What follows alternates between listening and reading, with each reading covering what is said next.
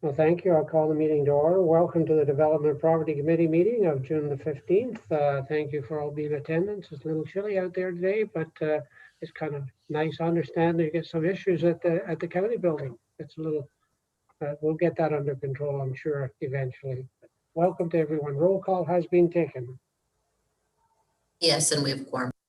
You have a quorum. Yes. Disclosure of pecuniary interest. Any member wish to disclose any pecuniary interest on any of the matters that are before us today? I see none. I need a motion to accept the minutes of May the 11th and the 26th. They have been distributed. Any errors or omissions to the minutes is distributed. I see none. Then I need a motion. This moved by Dan Lynch, seconded by Kathy Rieger. All in favor? They are carried. We do have a delegation today, and Craig or Jason, are you going to introduce a special guest that's with us today? Mr. Davis will take it. Thank you. Oh, thanks, Jason. Thanks, Director Kelly. Thanks very much. So, who we have here with us today is Teresa Hebb. She is the president of the Renfrew County ATV Club, and within her presentation, you'll see some of the highlights that she has brought. This club has brought to the forefront. So, back in 2013, 2014. This club was a social club. I think Teresa has mentioned that before in different presentation, 20 to 30 members. Currently, as Teresa will mention, close to 2,000 members. So it's grown exponentially through her guidance and leadership. She also brings to the table and for the club and to us a partnership. So they partnered with us on a number of initiatives. They bring the education outreach they have within their organization and the umbrella organization of the OFATV. And so I'd like to introduce Teresa Hebb. Thank you. Teresa, you're muted at this point in time. Great, thank you. That's much better. Well, thank you and welcome. Yeah, I can reiterate what Jason just said there, and I attended your AGM, and I have to tell you, as one that run very, very efficiently and on key, and that's a big reason why the ATV club is where it is today, thanks to you and your leadership. I think it's excellent. So we're interested in hearing what you have to tell us about the ATV club and the partnerships that are out there. So the floor is yours, Teresa. Thank you. So please do let me know. I am in Killaloe, so like all of us with our rural internet, please give me a wave if you need me to switch over. I do have my phone ready for audio as a backup. So if you wouldn't mind bringing the presentation to screen, that would be great, and we can get started. So this afternoon, coming to you really just to provide first and foremost an update, and thank you for the invitation to come forward and let you know what Renfrew County ATV Club has been working on and where we're at currently. I'm going to introduce you to some of our priorities, let you know the work that we've been doing behind the scenes as far as both trail tourism, as well as to build the capacity for ATV recreational riding here in Renfrew County. I am going to also, more specifically of interest to this audience, just update you on some impacts on trails and how we may be able to continue partnering going forward. So if you wouldn't mind, please move us to the next slide. And again to the next one. Wonderful. So for those who I have not yet had the chance to meet, it's a pleasure to be here. And so a little bit of a glimpse of Renfrew County ATV Club. So we are very much a multi-use trail organization here in Renfrew County. And our goal truly is that 360-degree partnership. We recognize it takes more than just landowners. It takes more than just riders, volunteers. It really involves an entire team of people, industry, tourism, heavy and solid volunteer base, working with our landowners and other trail users in order to be a successful, not only a successful club for ourselves, but to be part of a greater community. So currently we are part of the Ontario Federation, as mentioned by Jason. And so the Federation represents 21 clubs across Ontario and is currently sitting at over 25,000 in annual membership. as we speak currently. And that, I think last year we ended the season just over 10. So you can see how in the first 5 months of the year, we've already doubled where we were last year as a federation. And the same is true for us in Renfrew County. We have a number of reciprocal agreements with other provincial riding federations, which is important to us. One in particular is the top-up work that we're doing with the province of Quebec. We're strategically located to be able to take advantage of that tourism, to bring riders over from Quebec, and also to provide that riding opportunity for our riders in Ontario who are heading across the river. With us specifically within Renfrew County, we are representing the one of the largest single trail systems in the Ontario Federation, with over 1,200 kilometers being maintained by volunteers. We're governed by a board of 17, representative of all the areas across Renfrew County and South Algonquin. We've been incorporated since 2007, and this year we are happy to be able to afford working with both federal grants and other STEM grants to bring in 4 summer students this year to help us in addressing some of the huge capacity that this growth has brought forward to us. The next slide, please, if you don't mind. So here's our current annual membership, and thank you, Jason. Yes, when a few of us got involved in 2014 with 20 members, you can see the significant growth. And we believe that this is in part for a number of reasons. One, yes, obviously the industry of ATV recreational riding is increasing, but I think the fact is here in Renfrew County, probably about 52% of our trail systems do not currently require a trail permit, which means they could ride without necessarily being a member of an organized club. So really, I think our membership really speaks to the fact that the riders here in Renfrew County and across Ontario actually are choosing Renfrew County ATV as their club of choice because they enjoy the riding experience.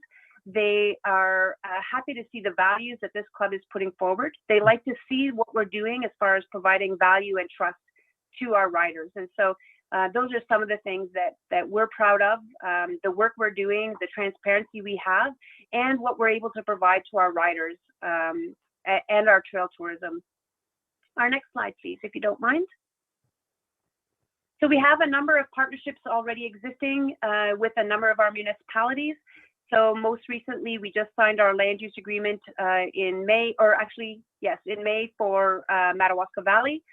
We also have one with Killu, Haggerty, Richards, Bonnechere Valley, North Algona, Greater Madawaska, and Horton. And of course, we have a lease with the County of Renfrew for the Algonquin Trail. So most of our land use agreements with our townships and municipalities do include a permit requirement, which is really critical for us as a volunteer organization. It is our only source of revenue funding, which is, I think, an important distinction between us and our snowmobile counterparts, because they do get provincial funding through MTO and a partnership with the Ministry of Transportation of Ontario through a sticker program. When it comes to ATVs, our only source of funding for to be able to maintain all of those trails is really just our permits. So we do thank those municipalities.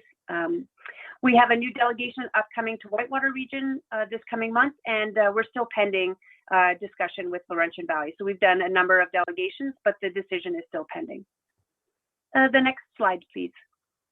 So some of our priorities for 2021, sadly, a year where we're not able to engage with our riders the way we normally would with running events. We typically would run 5 to 6 large events, bringing in hundreds of riders from all over Ontario, Quebec, and in the US coming up to Renfrew County.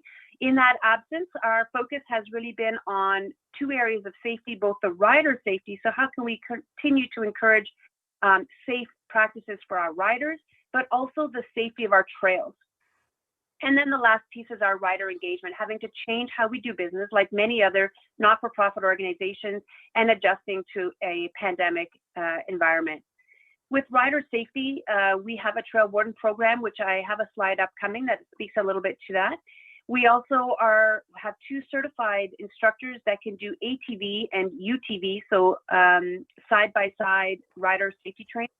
And this is done in partnership with with Renfrew County, so that the funds come back to the organization, but it also means that we can provide that at a discount for our members.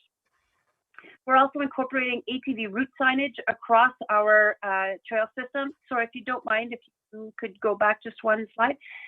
We're incorporating ATV route signage. So this is all about trying to make sure that our riders, when they're going from community to community, can do so on the safest route.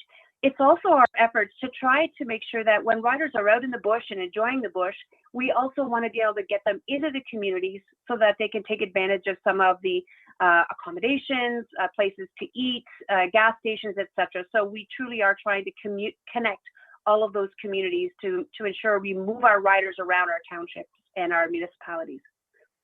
From a trail safety perspective, our focus, the fact is, with over 2,000 RCATV riders, but 25,000 across Ontario, with a primary destination of Renfrew County, it means our trails take a lot of traffic, which now means a lot more effort on our volunteers, and now having to reach out to contractors to make sure that we keep those trails safe. We have a technicality rating, the only one in the Federation that has a technicality rating, much like a ski hill, to ensure that our riders, when they come up to Renfrew County, know before they start the trail which trail is the right trail for their type of riding experience, so we can do whatever we can to try to address safety first and foremost. New this year for rider engagement is we've just launched a weekly radio trail report. So unlike cities who will have a traffic report, here in Renfrew County, you'll be able to hear on My FM and Moose FM a morning trail report on Thursday, Fridays, and Saturday mornings. Again, just to try to let people know about hazards, talk about safety, multi-use etiquette, trail etiquette, or any other topics that we feel we may want to do. And this we're doing jointly with the Ottawa Valley Tourism Association and greatly appreciate their support. Next slide, please. Continue, please, if you don't mind. So here's what we're currently doing in partnership with the County of Renfrew. So we do have a trail warden program. It has three main areas or three main obligations. One is first and foremost ambassadorship. It's having presence on the trail to be able to address questions, to be able to speak with residents, to have conversations with riders, answer questions about the trail system. So first and foremost, it is ambassadorship. Secondly, it also addresses rider safety. Our wardens are trained. We do this in collaboration with the OPP SAVE team. And so our riders, our wardens will do safety stops, address hazards, address resident concerns, make sure that our riders know what they should and should not be doing on the trail. Again, we do not have a bylaw officer status on the trail, so we're limited in what we can do as far as enforcement, or if we see a rider, perhaps a dirt bike on a trail, we're limited in our capacity because we do not have that delegated authority. All we can do is advise that they should not be on the trail unless we have either conservation authorities, a bylaw officer, or the OPP with us, in which case they can address it on our behalf and on your behalf as a landowner. And we do also do permit enforcement for those trails where we do have a land use agreement requiring a permit. It also allows us not only look for permits, but also to address issues where there's no insurance or there's no plates or driver's license if required. Next slide, please. We do invest in the trail, not only on our own trail system, but when it comes to a joint investment in the county-owned trails. So we do, of course, have a grader that was generously sold to Renfrew County ATV Club and the Snowmobile Clubs for a tiny sum. And we then now leverage that. We pay a stipend for a grader operator throughout the summer, as well as all of the maintenance and insurance, etc. And so we do have a budget we put in for our grading. We are continually removing metal, both as individuals and as a group. We have Algonquin Trail signage, which we'll be putting out on the trail system this year. And that essentially is something that reinforces the times of the month that an ATV is allowed on the Algonquin Trail to try to help encourage a better understanding and better knowledge of when the trail is accessible for ATV use. And then we, as I mentioned, continue to do wardening and with our OPP patrols when they can. The OPP SAVE team is out of Smith Falls, and so whenever we can, we bring them up to work with us as well. Next one, if you don't mind, please. So some of the other partnerships, I mentioned the ATV signage ready to go. And so some of the things that would be helpful for us would be if there are already existing locates to be able to work with staff, county staff, so that we aren't duplicating efforts where unnecessary, to make sure that we can put signage out there that's going to be reduce kind of the signage footprint, but also in a way that is obviously going to be in accordance with locates. We are continuing to try to address behavior, as mentioned, and I know the staff currently are working on updating the bylaw for the Algonquin Trail with a reasonable fee schedule, and we greatly appreciate they've asked us for comments and asked us to be able to provide some input based on not only our experience, but our OPP Save Team experience from the Lanark fee schedule, what they have and have not been able to enforce, what's reasonable and not unreasonable with regards to a fee schedule. Having that fee schedule will be important, so that not only any future bylaw enforcement, but also the OPP can actually address some of the requirements of the Algonquin Trail lease. Reprioritizing the trail in Pembroke, you'll see in a few slides here, one of our biggest issues we're dealing with right now is that the B Trail in the city of Pembroke has been sold. We've been bringing this forward as a potential risk to trail tourism here in Renfrew County for several years. I know that a number of you have been involved in trying to see if there was a way to keep this in public hands, and sadly it has now been sold, and the date is the month of July. And so effective the month of July, the Algonquin Trail will no longer be a continuous trail running north-south, and the B Trail will no longer be a continuous trail running east-west. So this is going to be a significant impact for trail tourism and economic trail tourism and rider experience here in Renfrew County, and I have a few slides on that. Some of the other areas that we can continue to partner is our online presence. So we're continuing to work with staff at the county when it comes to GIS work, having our trails that are verified with land use agreements represented on the county trail maps and vice versa, so that wherever the rider goes to find their information, we make sure it's a consistent message that we're providing across both the county websites and the county maps, as well as the Renfrew County and the Ontario Federation websites. We are also partnering with OVTA to help provide content for the new website. So allow me to provide a little bit of background on the sale of the CN railbed. So the section in question is the section that's highlighted yellow between points A and B.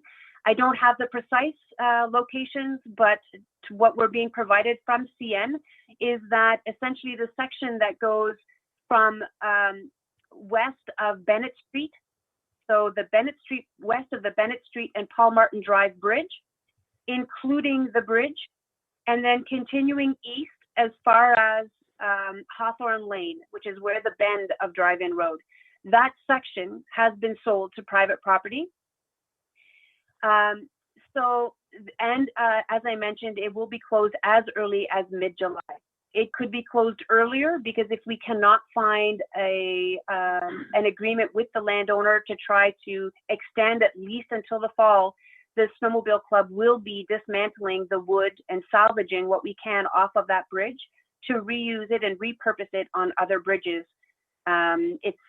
We all know, I think, the cost of lumber these days, not to mention the cost for volunteer organizations to be paying for it. So that is going to be a consideration. Although I'm representing only the ATV club to you here today, just to be aware, obviously this will impact our winter seasons as well. So that means snowmobile use will also be impacted. We do not currently have a trail redirect because of the Muskrat River. There's no other way for us to find a trail redirect around this closure. The Algonquin Trail would be the obvious choice to ensure that the Algonquin Trail is continuous, but also to ensure that we don't have a stopgap of our trail system centrally located right in the middle of this key junction between east-west and north-south. I mentioned already this will mean it's no longer continuous. Riders will have to turn around. So if they're coming up from Renfrew Cobden, they will have to turn around and head back. If they're coming from Petawawa, they will now no longer, they'll have to just turn around and go back to Petawawa, or they could, there is one spur still available to be able to access our B Trail and could head out towards Algonquin Park, Laurentian Valley, but they would not be able to continue south on the Algonquin Trail.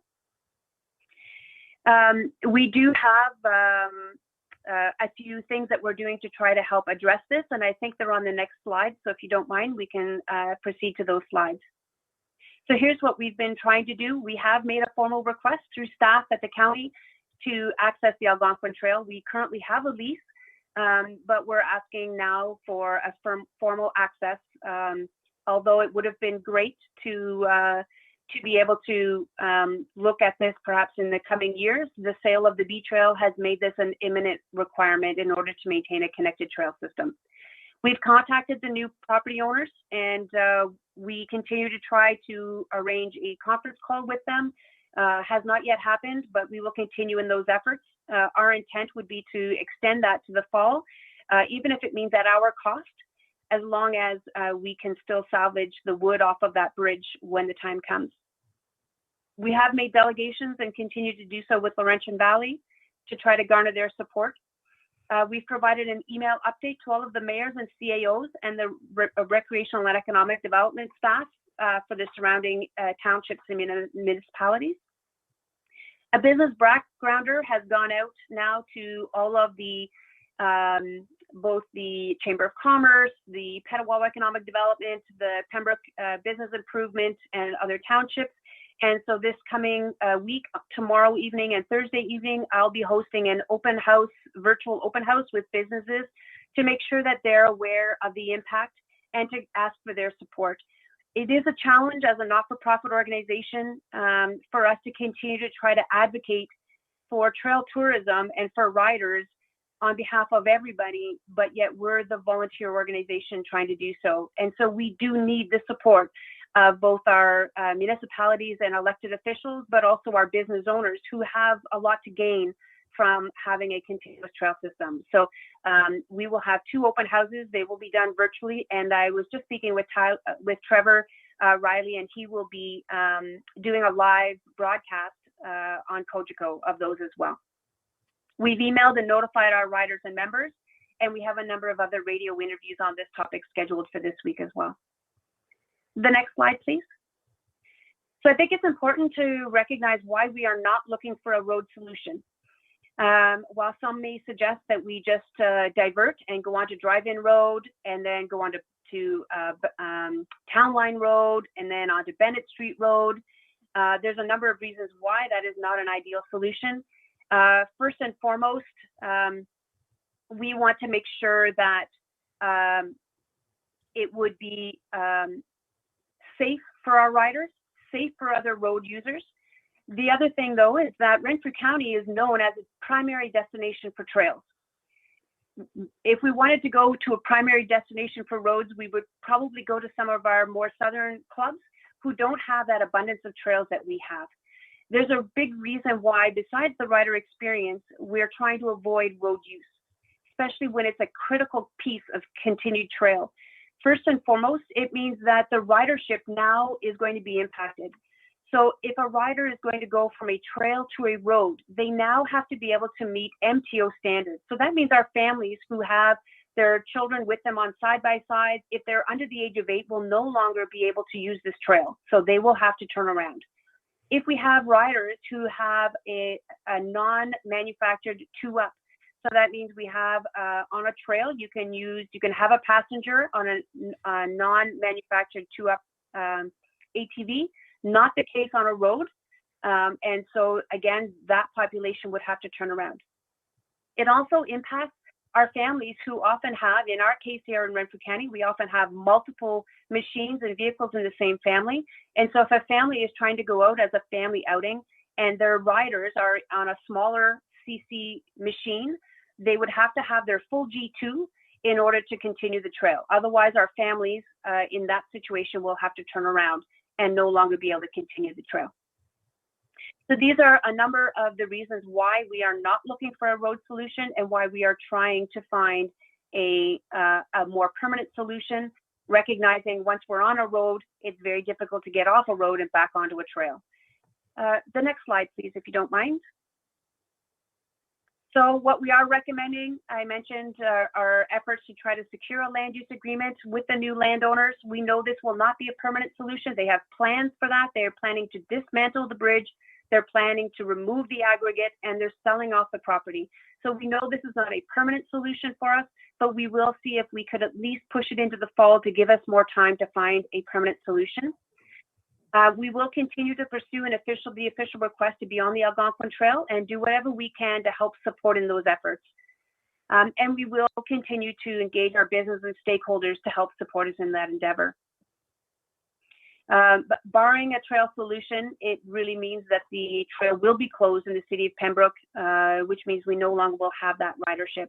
So that is our opportunity to update you on some of the efforts that we're trying to do when it comes to rider experience, trail safety, etiquette, but also bringing to you to the forefront one of our largest challenges that is facing us with a very imminent deadline. So, Mr. Chair, I'd like to hand it back to you and any questions. Thank you. Thank you very much, Teresa, for a very professional presentation and some of the challenges, obviously, that you've articulated to. It is a challenge, there's no question about that. And I think it's fair to say that we've been working to try and get through this. I can say going back and when we were looking at acquiring the trail, it was acquired with the one thought that it would be a continuous trail from Smith Falls all the way through to Mattawa. I never thought in a million years that we would run into some challenges that you have articulated too. And just to let you know, and I'm sure you realize, we have been working to try and solve this particular situation. And we've asked on numerous occasions what we have to do in order to get this to the point where everyone can use it for the purpose it was intended. So I appreciate you bringing this to our attention. How do you get onto your open house? I'd like to be part of that, or at least to listen to what the business community says, because it is an economic development opportunity. And I'll open it up, obviously, for members of our committee for any questions. But at the end of the day, I'll maybe have some comments to make about what we're doing in my part of the world. And it certainly will have an impact if vehicles cannot get through, because we intend to spend a whole bunch of money. And as you know, we're pretty friendly towards ATVs, etc. in Petawawa. But we'll get to that a little later on. But thank you for the presentation that you've made today. And if you could give me the information or someone the information as to how we get on, I would appreciate that too. With that, thank you again, Teresa. I'll open it up for questions or comments or concerns. I see Dan Lynch, please. Thank you, Chair. Teresa, has there been any movement with OPG or Hydro going on to DeCosta in Arnprior? I know you came to. Yeah, if I may, not as of yet. So we are still waiting for, I know staff, we're going to try to facilitate a discussion with OPG with our prior support with us, but there has been no movement yet at this point. So our director continues to follow up, and but at this point, nothing further. Thank you. Thank you. Other comments or questions, concerns? Warden. Thank you, Chair. So through to Teresa. Nice to see you again, Teresa. I'm seeing you quite a bit lately. You know, we had tried as a county to acquire the CN line. Always worried about this situation happening, and we were not able to successfully negotiate a deal with CN at that point.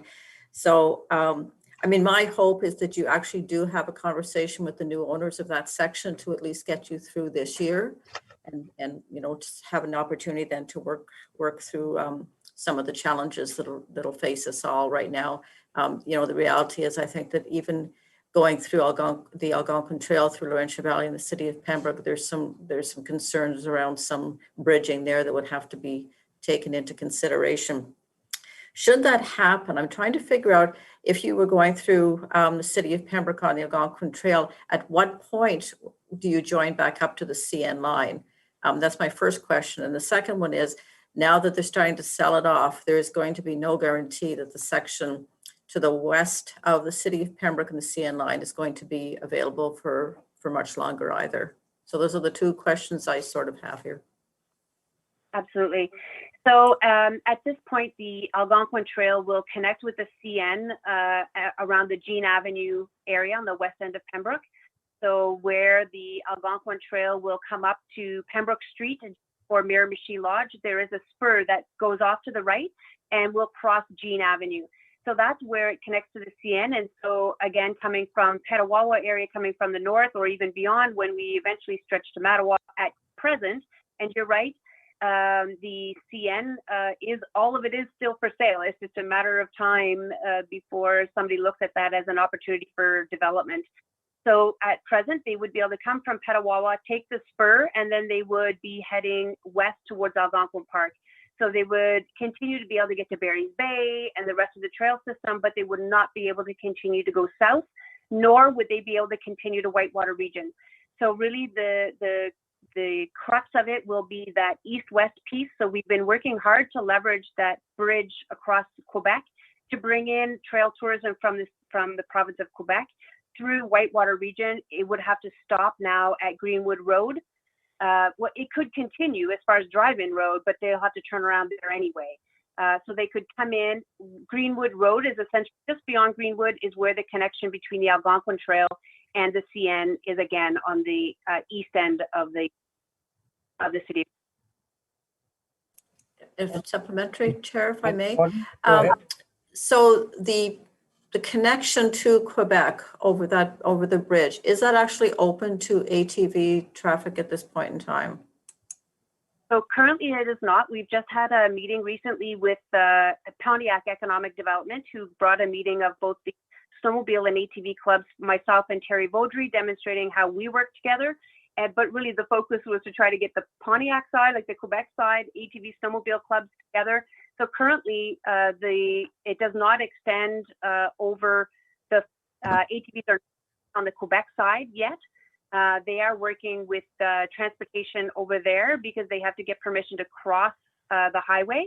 And they're also working, I believe they've already, if not, they're probably close to arranging with the snowmobile club so that they have a shared lease, much like we experience on this side where the ATV and snowmobile clubs work very closely in partnership when it comes to joint trail management.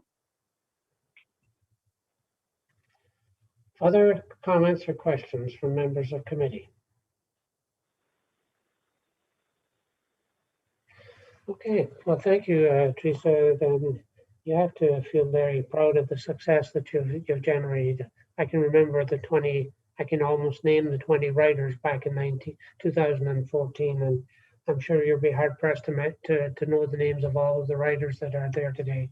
I think it's important that our committee understands.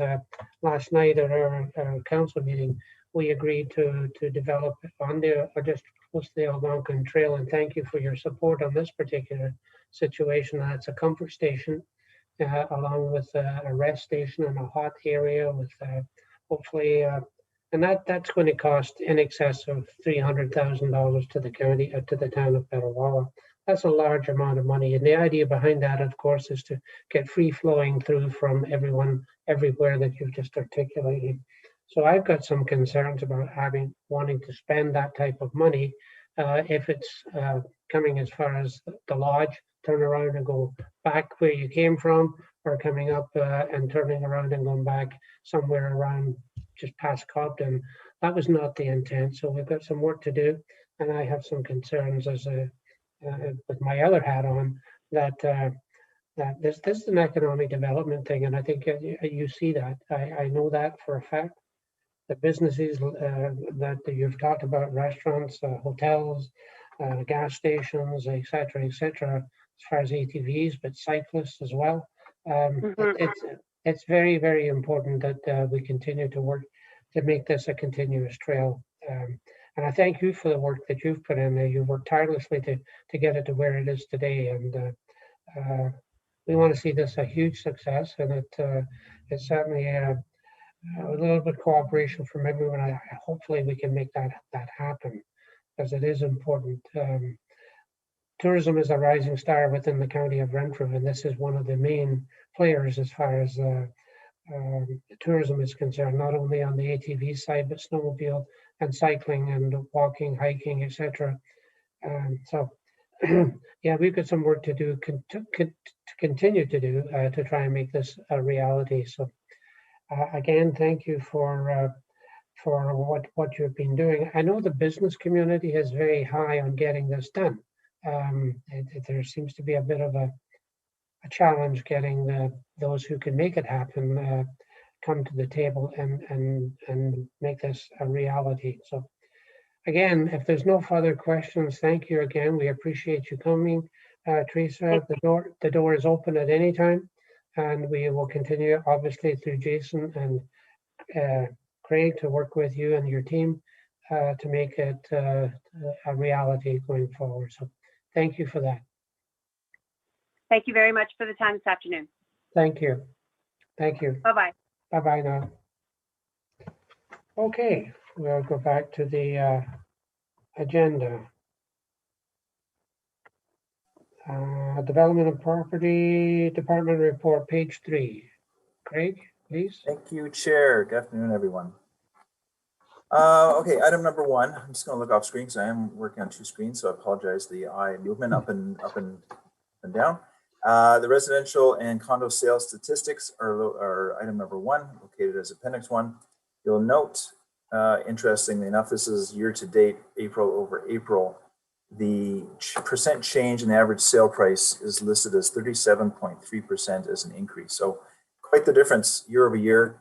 Again, 425 units sold last year in this time year to date, 887 sold this year. So the movement of housing and real estate, of course, in anybody's backyard, you're seeing houses move, new people moving in, old people moving around, and just new properties being developed and people renovating and otherwise. So encouraging. There's lots of development going on in the real estate business these days. That's the information items, Chair. I can go right into resolutions. It's up to you. If you want to let me know. Any comments on item number 1 information? It's a pretty hot market out there right now, that's for sure. All over the place. Yeah. Okay, nothing on that. Then we'll go into resolutions, I suppose. Go ahead. All right. Thank you, Chair. First resolution is the Seniors Housing Strategy Work Plan. The recommendation is the Development and Property Committee approve the Development and Property Department components of the Seniors Housing Strategy Work Plan. So as we've brought to you through primarily the Health Committee, Shelley has been leading this along with myself and Laura on the seniors housing strategy, and there are components moving forward that need to take care of and actually make it a working document. Now I know it's small. We can just take that Gantt chart and distribute it later, so you can break it out. There's a number of action items that were relayed to committees over the course of the last couple of months by Refact Consulting. And we've broken them out in terms of a timeline, and that has been assigned to the individual director and department, and we would like to move that forward. So what you'll see in this recommendation, you'll also see that recommendation at health and at community services, as we all have components listed. So we're just looking forward to push this strategy a little bit further along, and this allows us to do so and gets the approval and recommendation from this committee to do that. Chair, that recommendation is on the table for you to. Okay, you see the recommendation. I need a motion to accept this recommendation, and then we'll go ahead and have some discussion. Peter's moving it, seconded by? Nobody. Oh, Jeb? Okay, discussion, comments? Warden? Thank you very much, Chair, and I commend the staff for this. I think it's extremely, I've lost the word. Ambitious. Thank you. Rose is right beside me. Extremely ambitious. However, my only comment would be that I really think it's important that we bring on as many players as possible. I don't think this is a job for Renfrew County alone. There's many different organizations and groups out there that are have a mandate to help and assist seniors and are actually funded to do so as well. So hopefully it'll turn into an entire Renfrew County effort, but not necessarily County of Renfrew's effort. It's just my 2 cents. Well, Okay, thank you, Warden. Did I see Peter's hand up? You did, Peter? thank you, Chair. I agree with the warden. I think this is a very ambitious, but also I think it's a very fortuitous plan to go forward, because I think we all acknowledge that if we don't provide some kind of housing alternatives between home and long-term care, we're going to be struggling because of the sheer volume of people that are going to be needing some kind of assistance in the next little while. And I think it's no secret that long-term care often has people moving there because they have no other options, and may go prematurely, and that clogs up the system as much as not having enough beds. So I think this is a very valuable interim tool once we get it developed. Okay, thank you. Further? So that I understand, is this a part and parcel or part of the strategy is to renovate existing or knock down or rebuild, or is this part of it? Or do we intend, I know at one time it was not necessarily the position of, was the position of Renfrew County that the housing stock would stay at what was the 950 or whatever it might be. Is this increasing the stock? I know at one time that was not the case, but it's hard to read this strategy here. It's pretty small, Craig. But is it the intention? Two things. One, to renovate those homes that are 35, 40 years old. Is that part of it? And are we trying to build some more affordable homes? Is that part of it? And to that end, I agree with the warden. This is bigger than just it's the whole of Renfrew County that has to be on board, if that's the case. For sure. So Chair, let me try to answer that through you to committee. The best way to answer is I think we're over 1,000 units now with the addition of the ones in Renfrew. I can't remember the actual number off the top of my head since housing is new to this department. In any case, we are constantly renovating these buildings and have an annual budget to do so. So that those renovations continue. As I noted, when we brought the business case forward for a real estate manager, which we're currently recruiting for, part of that new role will be to assess our current housing asset or housing stock. Many of our units are very old, decades and decades old, and it would behoove the corporation, both the housing corporation and the county of Renfrew, as a partner in the housing corporation, so look at that stock to determine its benefit, whether to replace or to renovate over the long term. So that will be part of our new role in DMP, to look at all of our housing assets to determine what's around, what doesn't make sense to renovate. I'll say doesn't make sense in quotes, in terms of a different strategy to create new as a replacement. So as I understand it, that's it's 1,020. I'm being reminded 1,020 units. So those units would be. We have to maintain that stock of housing units. So we can't just take a house out of commission and not replace it. So let's take, for example, if we have housing on a very choice piece of real estate that is in desperate need of replacement or renovation, would it make sense to approach a developer or ourselves or otherwise to create let's say a larger apartment building style? And again, I'm just throwing thoughts in the wind, and putting that other housing stock into the real estate market for sale as a choice piece of land that will allow us to develop a bigger, more newer and more efficient building. So these are the things that we'll be looking for moving forward.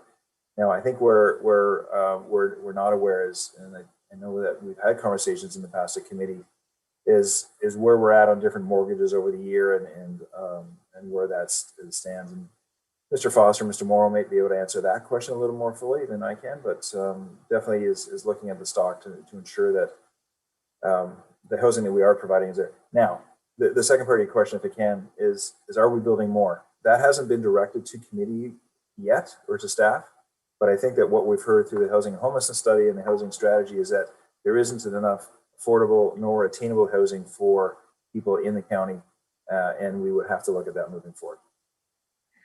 Yeah, and I see the warden's hand up, and yeah, affordable housing, when you take a look at the actual average price of a home in Renfrew County, has gone up to nearly $400,000.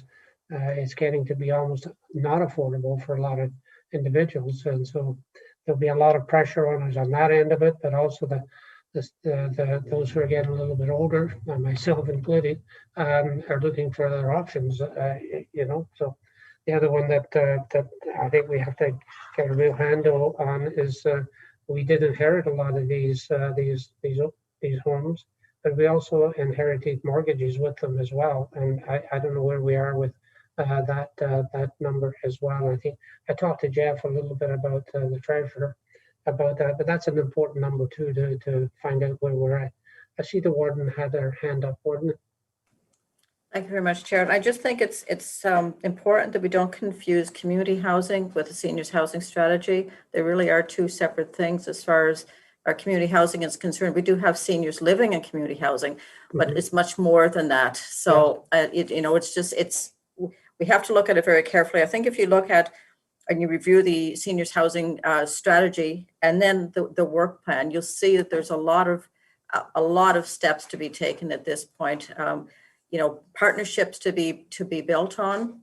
But when I see what the work plan being brought forward today, again, yes, it's ambitious and it does move us forward, which is very, very important, but we're not going to be doing it alone. But again, I just want to make sure people aren't thinking that when we talk about a housing strategy for our senior population, that we're not talking about all of our community housing being turned into seniors housing either. So, it does get a little confusing for people, I think. And, just going forward step by step, I think we'll be fine. And again, we're not making really any decisions today, as far as I can figure out, other than agreeing to the work plan that the staff is presenting to us, which will result in a lot of other recommendations coming back to both this committee, the Community Services Committee and County Council at the end. Okay, thank you, Warden. Further on the resolution, the recommendation. So it's been moved and seconded, I believe, Peter and Jeb, I think it was. Yeah. There's no further discussion. I'll call for the vote. All in favor? Opposed of any? As carried. Thank you. Item number 3, restructuring. Craig. Thank you, Chair. So department restructure, the business cases are starting, I think, on page 15, I recall. The recommendation, this is for the planning department, is that the Development and Property Committee recommend that County Council approve the proposed Planning Division Human Resource business cases as presented, and further that the Finance and Administration Committee be so informed. So a bit of background on this one. If you recall the Planning Service Delivery Review, we talked about staff capacity and staff professional development. Interestingly enough, since the time of the SDR, the review, we've obviously had our manager of planning retire and a new one recruited, and Bruce and I have had long chats about staff and how we can streamline process, how we can make things better, and how we can get rid of this called the backlog of files and help our ratepayers move forward with files in a more efficient manner. We've actually come a long way since Bruce's recruitment, where our general inquiry response has been quite incredible. We've got that number down to a very reasonable level, and Bruce has made some good recommendations to make some minor tweaks to how we handle files. So I'm really pleased with the department and how it's working through those to hopefully further development for many of our ratepayers. So part of that, though, is the backlog is structurally. There were junior planners, there are junior planners by title and function that would write reports, do a lot of background work, and then provide it to the manager and or senior planner, who would then go over it and then sign off on it and then release those. So what that was causing was a fair amount, that was causing a lot of the backlog. So what we've done is review that structure, review the job descriptions, take some of the senior planner duties and add them to the junior planner duties, and create a new community planner position. So the two incumbents that are junior planners by organizational chart would become community planners, that would be a hybrid of the both and would allow them a little more authority to get those reports out in a quick and efficient fashion to those inquiries and those reports. All at the discretion of the manager of planning, of course, at all times. But this does free flow that piece of information. Part of every time we touch a job description or change it, the Human Resource Department reviews it against our pay equity and our scoring, and there was it did reevaluate it to another level, one level higher, which does have some minor financial implications as we move forward. However, in 21, it should be marginal because we aren't filling the senior planner position and some other math involved in there, but there will be in the future some financial implications as we move forward. So that is the current business case that's before you. Okay, thank you for that explanation. See the recommendation. Need a mover and a seconder, please, for the recommendation. Kathy and Sheldon, discussion. Dan. Thank you, Chair. To Craig, with the extra planner, with the number of municipalities that are going to be requesting the county's assistance with their planning, we should be getting some money back for that just to help out in the salaries, correct? Through you, Chair, to Councillor Lynch, we're not quite extra yet. So where we're at for a full complement, if I can just, as it is, we've got a manager. We'll have, we have 2 community planners by this recommendation's passing, and we have an intern. We are still, in theory, down a planner. And what we'll be looking at is recruiting for someone, either a community planner or a junior planner, and Bruce and I will have that conversation still, to recruit that person at the end of the internship once it's done. So we are still short planning. Part of working with the municipalities will be developing an MOU or an understanding with all the municipalities on what services they will be getting from the county or what they do get. And in defining that, we have had conversations with many of them, including your own, Councillor Lynch, about supporting them. At this point, the capacity isn't there, but we will have to look at that capacity moving forward to see how much more we can assist municipalities. Of course, we do assist 11 municipalities with direct county planning advice right now. I see Mr. Morrow's hand, Chair. Thank you. Jeb? My question has been answered, so no, carry on. Fair enough. Mr. Morrow had his hand up, Chair. Oh, I'm sorry, I didn't see you. You're in the dark there, Paul. There you go. It's my blinds, and if I would have listened, if I would have listened to the warden and moved my desk, I wouldn't have this problem. But I haven't. I'm hoping to get out of this office soon. So, Chair, just to add, and I don't want to create any confusion, but we have not replaced the senior planner yet, and we have the planning intern in place. And I think, what Craig is trying to achieve in his department is create 3 higher level positions to provide a higher level of service. And at some point, we'll be back. And should things work out where we want to go, we would have 3 planners, and it would be the same complement of staff because we would not be replacing the senior planner. Am I correct in that assumption, Craig? You've summarized that well. Thank you. So that's what the intent is. So it's almost expense or cost neutral in that we would not be replacing that a senior planner that's at a higher level, but we would be asking the 3 planners that are currently on, that are 2 that are on board and the 1 intern, to take on a bigger role. And so, we're finding that with technology and some of the online processes we are, starting to adopt, we're finding some efficiencies where we need, less support at a lower level, but we need that talent to process those applications, and we need the professional planning designation to be able to, so those folks can put their own stamp on things and continue to move the files forward. And we're hoping this new approach will help us actually expedite the process. So Craig and Chair, I'll turn it back over to you. Thank you. Thank you very much for that explanation, Paul. Further comments or questions? Seeing none, I'll call for the vote on item number 3. All in favor? Opposed of any? It's carried. let's do number 4, Craig. All right, thank you very much. I'm just reading this through. If I can, Chair, I understand the recommendation has been passed. There was a second part of the proposal was the land division title. I think Paul, I concentrated on the community planner position. Sorry, I was stuck on that paragraph. The other part of that was a secondary business case was the Secretary of Land Division would, the same type of evaluation was done, was to add more planning duties to the Secretary of Land Division, who is more than capable of doing more legalese and more paperwork around consents and severances, and that was part of that business case. I deeply apologize for not including that in that conversation, but I think it's still that same the same intent was there, is that what we're doing is adding a bit more responsibility to our planning staff, and that would be included in that one review. So that's included in recommendation number 3. It is included in that recommendation. I just wanted to be clear that there's 2 different business cases, and I think that was clear at the beginning. Fair enough. Any comments on that? No, it's already passed. Okay, item 4. All right, item number 4 is another departmental restructure I bring before you for the economic development and the OVTA, the Ottawa Valley Tourist Association.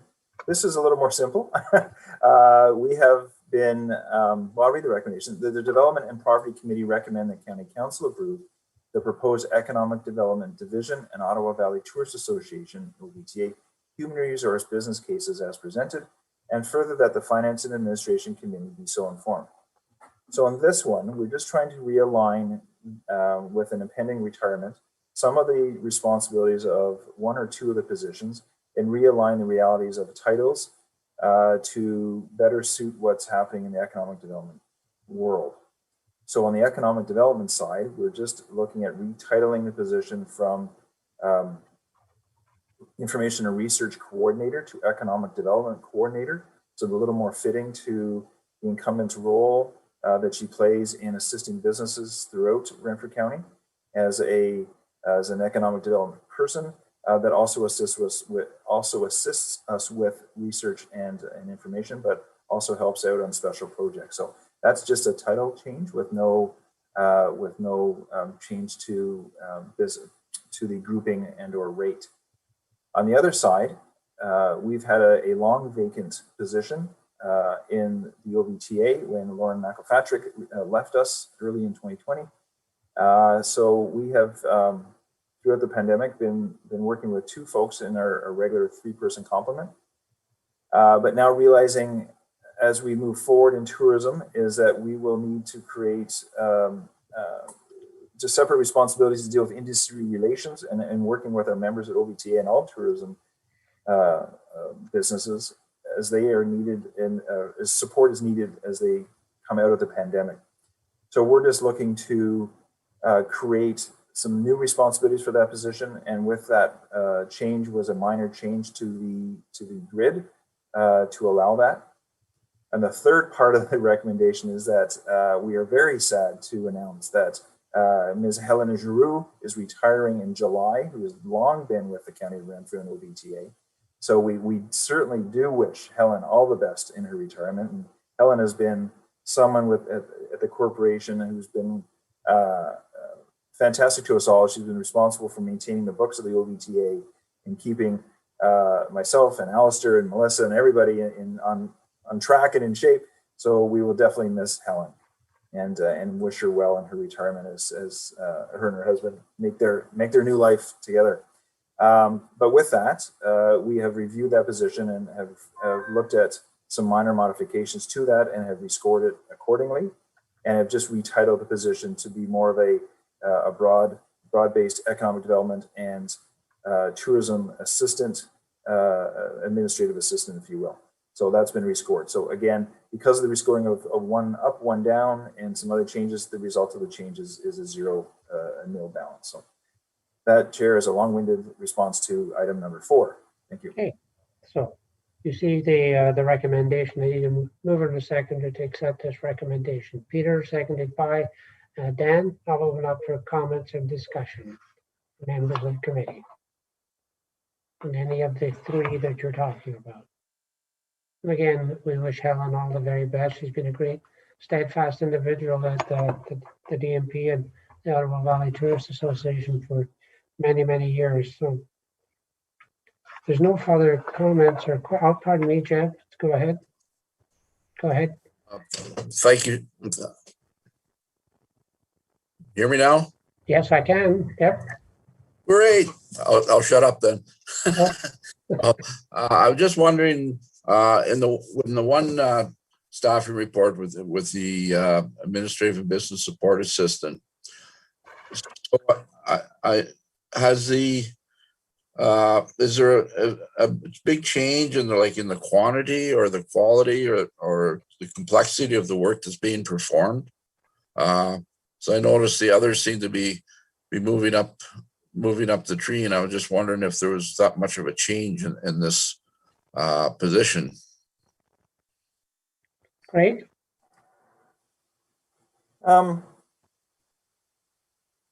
There's enough of a change. I mean, what we're just trying to do is, I mean, So I guess maybe if I can ask, I mean, when you're going through the job descriptions or whatnot, there's usually it's done by a point system, or it's done by, that's sort of set up. And I was just wondering, it was just following some sort of, system in order to come to that amount. Through you, Chair, absolutely. Let's just cut right to the chase. Absolutely, yeah, for sure. So we've got a grid of I forget how many groupings, and we have Mr. Foss and his human resource team use a well-defined grouping based on experience, based on education, based on responsibilities, financial and otherwise, and that has been used by the corporation for a number of years, and in conversation and through a well-defined list of responsibilities. Mr. Foss and his team did review that, and we came out with a point score that falls within a range, and then that range is assigned to that grouping. Yeah. And follow up. Yep. The reason I asked that is it seems like the numbers are reducing, but I think the amount of work is still there, or it's going to be increasing on these new positions. And I was just wanted to ensure that everybody was getting a fair shake. That's all. I can address that, Chair, a little bit better. So the reduction, if you will, is on the administrative assistant role to better align with other administrative assistants in the corporation at that level, and their duties and responsibilities that they do. Some of those responsibilities have shifted to the new industry relations coordinator in tourism, and have shifted around. So it does align with the corporation's. Okay, thank you very much. You're welcome. Further on 4. Seeing nothing, I'll call for the vote. All in favor? Opposed of any? It's carried. Want to go on to bylaws now? I'm ready for you, sir, anytime. So item number 5. Go. Yeah, you've got the flag protocol. Sure. Item number 5 is a new policy for your consideration, the flag protocol policy. So the recommendation is the Development and Property Committee recommend to County Council that bylaw 5902, the corporate policies and procedures for the County of Renfrew, be amended to enact policy GA12, GA12, flag protocol, and further that the Finance and Administration Committee be informed. So the background on here is that unfortunately, there have been several instances over the last few weeks and months and years where the county has been in a position that we have to lower and or raise the flag, of course, for the significant events, whether it be a death in the community or for one of the county council members, or a significant event like the unfortunate events of the last few weeks with our friends in the Indigenous community in Kamloops. So we have long been tasked with putting together a flag protocol and a policy to advise on how this is maintained and done. So this draft policy that's before you today was something that we have drafted together based on experiences in other communities and what we've learned and incorporated into this policy. What it also aims to accomplish in some smaller fashion is of those requests made of council where community groups or organizations don't, well, they may ask for a proclamation. This policy doesn't talk about proclamations. It just asks for a flag to be flown. We've had requests in the past for a flag to be flown on our poles, and we've often refused because we don't have a policy on where it goes. Does it go on a second pole, the third pole below it? Do we add another pole or otherwise? So this aims to start the conversation on a policy that addresses on how to deal with those requests. So again, I can answer questions as we go, but the policy is there for your review. Thank you, Chair. Thank you. So you see the recommendation. This is a tricky one to try and capture everything on this one here. It's difficult. I need a motion to accept this. Mover and a seconder, Warden, seconded by Jeb, and I'll open up for discussion or questions or comments about the protocol here. Jeb. Thank you, Chair. And through you to Craig. I'm very, very pleased to see this flag protocol policy coming in place. As a matter of fact, we had a similar issue just recently and over the last few months and years when the flag should be brought to half mast and for how long and so on and so forth. So I don't know, have you spoken to other municipalities about this, or is the plan to carry it through to, as a county-wide thing? Thank you. Through you, Chair. We have not spoken with our local municipalities. No, this is our county infrastructure, and we would not pretend to allow municipalities to do what we do or don't do. So this is a county policy. We are happy to share, of course, what we've drafted with local municipalities should they so desire. But we have we have researched other municipal county policies. And again, this is an amalgamation of some of those policies. Jeb? Well, so if it's all right with the committee, I definitely would like to share this within our municipality. And I mean, there's always certain events or certain things that take place that would be different or unique to other municipalities. But I think the nuts and bolts of it are there, and they're quite good, and I'm very, very pleased to see it. So if you don't mind, I would like to share that with our municipality if it gets passed today or the county council. Sure. Thank you for that. Kathy? Thank you, Chair. Just further to that, so, and I'm very glad to see this come in as a standardization. We just passed a bylaw in Whitewater Region because this was happening and coming around so many times. And so this has been passed. So just so you're aware, I think we just did it last council. So I think this is a really important and good move here for the county as well. Thank you. Thank you. Father? Warden? Thank you, Chair. I am very, very pleased to see this come forward. I know that in the past we have had suggestions that perhaps we could fly some other flags on the grounds, and we just did not have a policy to respond to those. So I'm very pleased. If I can just bring your attention, Mr. Kelly, to item number 5 or guideline number 5, when this talks about flags representing private. I would like to see private and public organizations, events, and causes shall only be flown upon declaration from council. I'm wondering if we can flush that out a little bit to really outline what the procedure would be if a group or an organization wanted to fly a flag. I just don't see the process outlined here. Great. Yeah, I'm just scrolling down to, I mean, obviously it puts it in the lap of the CAO. Well, on that one, it says is by council. So let's say the Debbie Robinson charity group wants the flag. I would say the process would be that they make a request of council. By motion of council, they would say direction to staff, direction to CEO clerk to raise the flag of the Debbie Robinson organization for a period of a week, and that direction would be so given to Mr. Morrow that might be a standard operating procedure that we would have to come up with internally and not necessarily fleshed out in this individual policy, but I can work on that a little bit. Warden? Thank you. Well, I think the flag for the W. Robinson Association or Society would be a wonderful idea.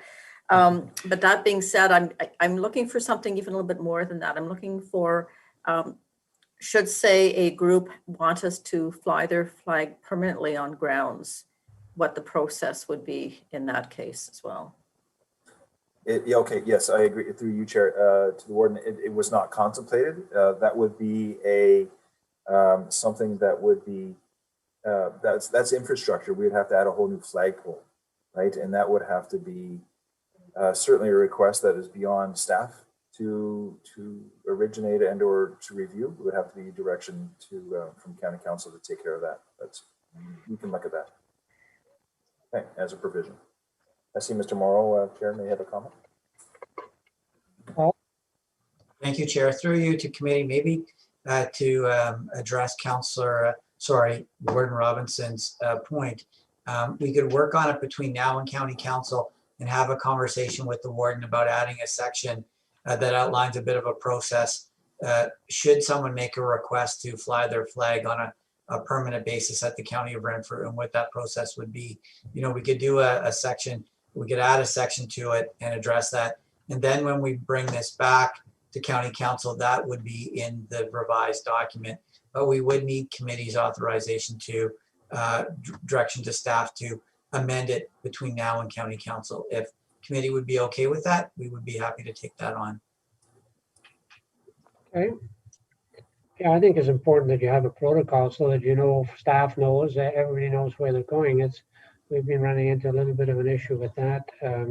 We normally take our protocol from the garrison, the federal government, and their protocol for raising and lowering flags, half masts, of what can be flown, where they go, on the left, on the right, etc. They're pretty strict about that. And I can tell you, if we've got a flag that's not right, we'll hear from a chief warden officer very, very quickly that, or if flag is tattered or whatever it might be. They're flags are very important in that environment. So, but I think it's important that we identify what the protocols are for flags, in particular the half-masting situation.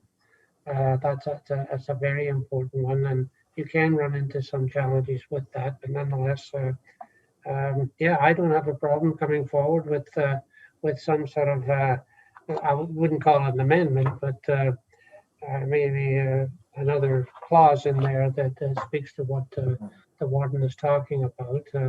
I think it's fair to say that the protocol, that if you've got your own flag there, then you have control of that pole as far as whatever other flag you would like to put on there. But it gets a little bit iffy if it's a Canadian flag or it's a provincial flag as far as protocols are concerned. So it's a little, but our own flagpole is our own flagpole.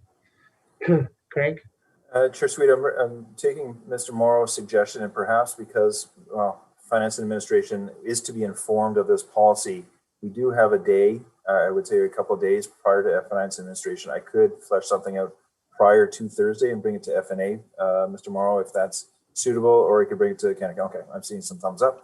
So I will bring a revision or some amendments to being discussed at Finance and Administration, where Finance Administration, I guess, could take this recommendation and move it forward to County Council. If that's so how would that then get to our members of our committee as well? Would we be part of that? Just yes? yes, Chair, I'm just trying, yeah, it could be as amended. Chair, if I may, what we'll do is we will revise the document with committee's approval and send it back to all the members of the Development and Property Committee as well before at the same time we're bringing it to FNA on Thursday. Yeah, that's fine. Just keeping everybody in the loop would be appropriate, I think. I see everyone's nodding their heads. I think we want to do it right, but it's good to keep everybody in the loop. Thank you. If there's no further on the bylaw, I'll call for the vote. All in favor? It is carried. Now I have an addendum to your portion, Craig, or did you want to speak to that at this point in time? We can. It's part of that. It's labeled as item number 12, but I can bring it Number forward for 12. sure. Yep. I've got it in here. It says prepared by Greg Kelly. We don't have to. We can go to where it is. Under which, Happy to do it under my report, sir. It is part of my report. yeah, there you go. You want to talk to that addendum then? I can for sure. So committee item number 12, if you will, but part of my report overall is about a County of Renfrew Garden of Reconciliation. And please let me read the recommendation and go through the background. That the Development and Property Committee recommends to the Finance and Administration Committee, the County Council adopt a resolution to direct staff to investigate options to design and initiate a reconciliation garden project on the grounds of the County Administration Building to honor and recognize the individual and collective rights and fundamental freedoms of all people to live in a state of dignity and respect, which should be the foundation of our relationship with the First Nations. So as a background, of course, we've been working with the Algonquins of Pikwakanagan for several years now on our MOU, or Memorandum of Understanding. Typically, this has been an MOU with regards to economic development and things we can work together to better the community. One would suggest, though, that relationships are part of economic development, and relationships with our First Nations should be included in how we bring economic development to the area. Furthermore, what we've seen over the last little while is a number of efforts on truth and reconciliation and efforts to move those forward in a way of recognizing this symbolic relationship in more than just words. And in discussions with the warden, and at least the chair, and something to do with Chief White Duck in the past, and now with Chief Jocko in the future, is how to recognize this relationship on our grounds here that, of course, are an unceded Algonquin territory. So this has been part of a conversation with, again, the warden and Mr. Morrow and folks internally, in how to recognize this. And the feeling is that we could create, given our campus here at the municipality. This is where we started with this building, because we knew this, and we knew this building existed and will for quite some time, is to create a garden of reconciliation. And this would be made up of native plants and native species, all under the watch of the Algonquin people, and as they form part of an ad hoc committee moving forward. So this is what we bring before you for discussion. I know the warden is passionate about this topic as well and may wish to speak to this, but this is here before you today, Chair. Okay. I think it's a great idea. I think we've been very, very conscious of our First Nation group. In fact, way back when, I wanted the entire trail, the Algonquin Trail, and I talked to Kirby White Duck about that, of naming it the Algonquin Trail, and I wanted that all the way through the Smith Falls, which Lanark have owned their portion, and they didn't want to call it that, but we were fortunate enough to call that, and Kirby was quite, Chief White Duck, I should say, was quite pleased with that. The MOU was, I think, in Peter's time as warden, if I'm not mistaken. Didn't you put that MOU together, Peter? So I think we've been very conscious of that, and I think this is a great idea to recognize the First Nations. I think this is marvelous. But perhaps the warden wants to speak a little bit about this. Would that be true, warden? Yes, that would be very true. Yeah, go ahead. So, okay, thank you very much, Chair. So originally, when we started the Ontario Winter Games Committee, and we knew that there was going to be a legacy project, at that time, I hadn't had vision for a diversity garden. I really don't know what that was. I just had this idea, and I did have a conversation with the chair about that at that time. But I've been deeply and profoundly affected by. Give me a moment. If you wish, I can fill in the time, Ward. Sure, go ahead. Okay. I fully endorse this project. I think it's something that we should be doing. Our relationship with our First Nations neighbors, it's a slow and deliberate one, and it's been guided by trying to gain mutual understanding and moving forward together. And I think this is a very deliberate and necessary next step.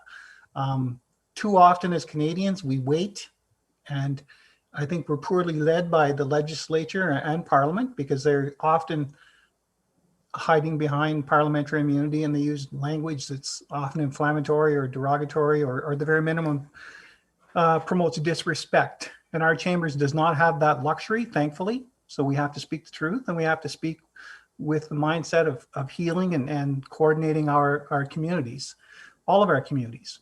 And I think probably our most important relationship is with our First Nations.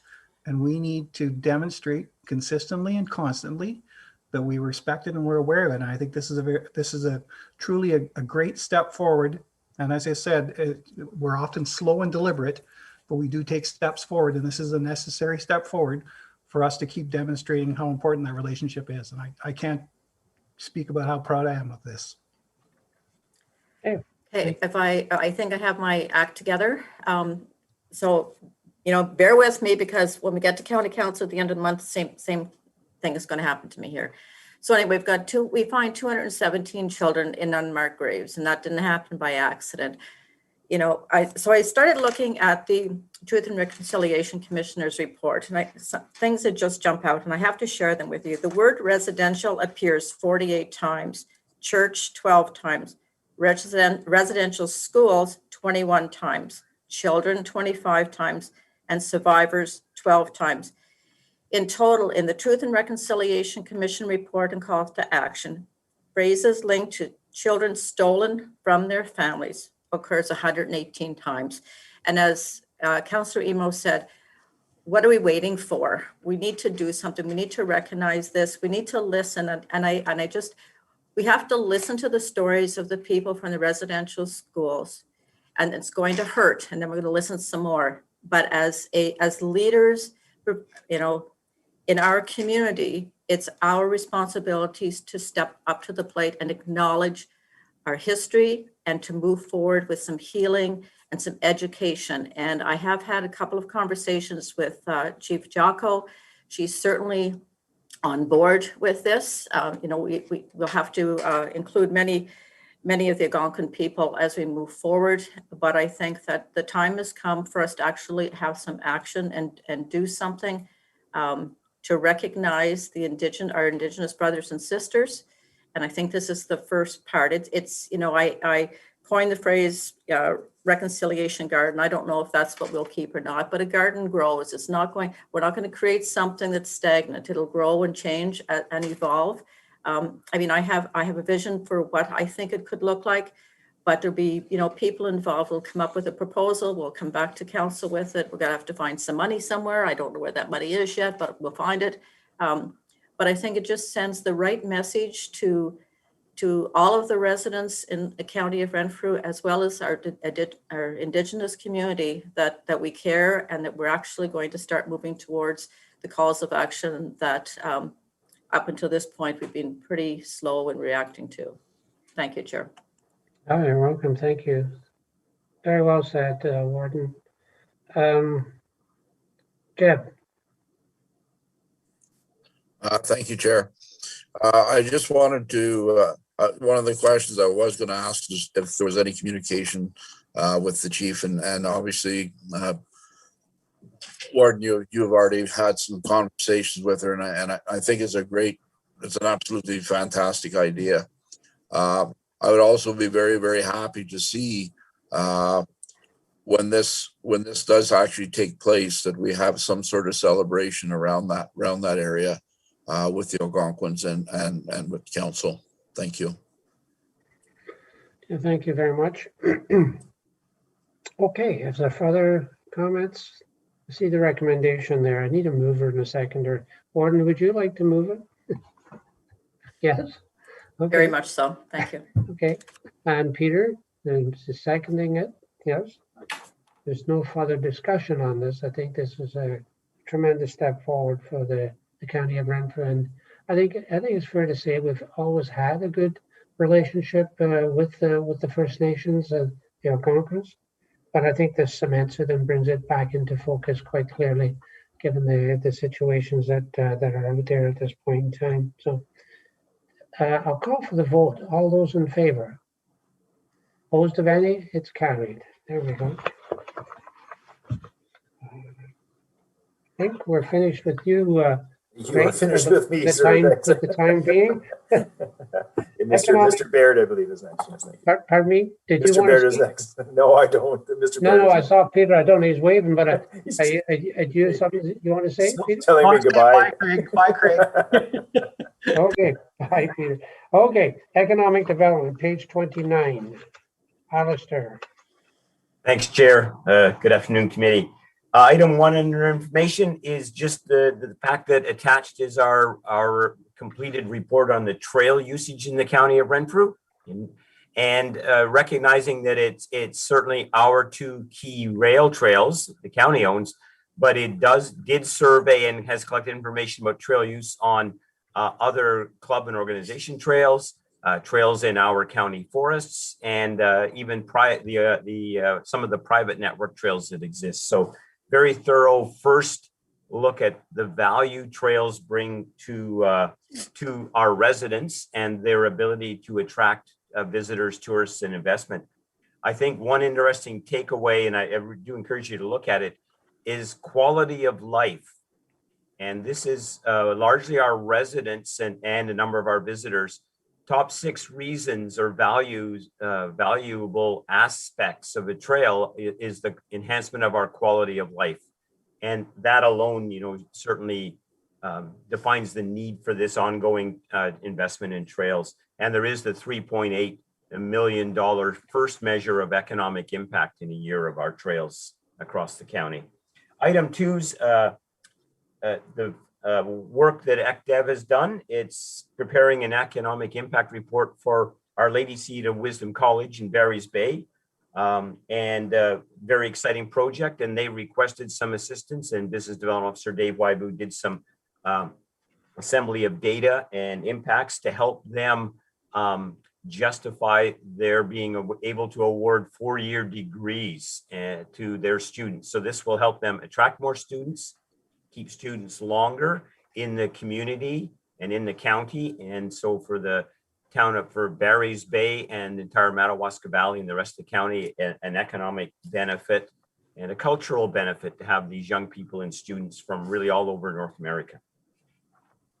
Item 3 on page 30 is about our another job we've done. David, the Business Development Officer, Wybu, assembled some demographic statistical packages for an investor. So we recruited an investor out of the Ottawa area who already is engaged and active and owning property in Renfrew and Arnprior to look further deeper into the county. And they wanted to come and have a look and invested a whole day. The principal in the company and the second in command, if you will, family business, but very large. And so they toured Laurentian Valley Township, some sites for multi-unit residential buildings, and the town of Petawawa, areas where those communities fit the criteria for the types of buildings they want, in which they want to invest and build. So it was a very good. It's always educational to interact with these developers and learn more and more about what they really, how they value things, what is important to them, and what they look for in an investment opportunity. Item 4 is regarding Canadian Nuclear Laboratories, and it's for information committee that they are creating a community advisory panel. This panel is going to be focused on their site renewal, but also primarily, if you will, on the environmental remediation of the Chalk River Lab properties and the Rolfton Nuclear Power Demonstration Site up in the top end of Laurentian Hills Township. So it's just for your information, starting on page 62, and perhaps yourselves or councils or citizens in your communities may want to apply to be one of the 12 people on this panel. They are going to have, it is an application process, and they're seeking, true community representation and participation. Item 5 is again regarding Canadian Nuclear Labs and the revitalization of their supply. So again, Business Development Officer David Wybu works closely with CNL in engaging more of our businesses in providing products and services on site. And this was a rather major meeting with the Organization of Canadian Nuclear Industries and CNL just to continue to develop the supply chain And so it's not just for our companies, the Chalk River Lab site, it's the entire Canadian and or global nuclear industry that, we can access where there's a fit for our businesses.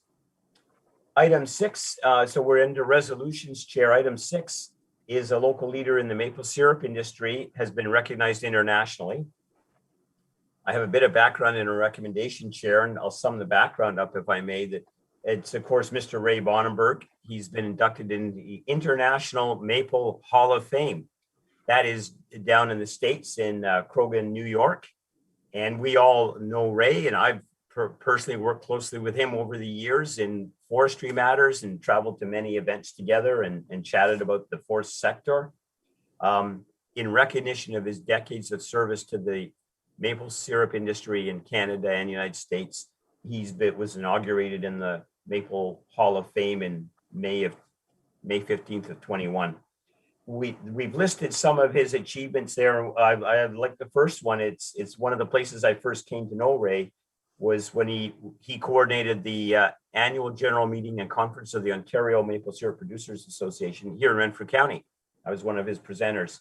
And I think Chair Sweet will, if he hasn't jumped in yet, he suggests, why don't we get that event back here again? So Ray and I had a quick chat about that. And he's been the president of OMSA, the Ontario Maple Syrup Producers Association. He's been president of the International Maple Institute. In fact, he's at a meeting of that institute right now, which is why he's not going to be able to be present. He's with OMSA, the Ontario Municipal Maple Syrup Producers Association. He's the chair of their communications and treasurer. So there's a recommendation, Chair. Shall I read it or? Yes, please do. That the Development and Property Committee recognized the leadership of Mr. Ray Bonenberg of Mapleside Sugarbush, Township of North Laguna, Wilberforce.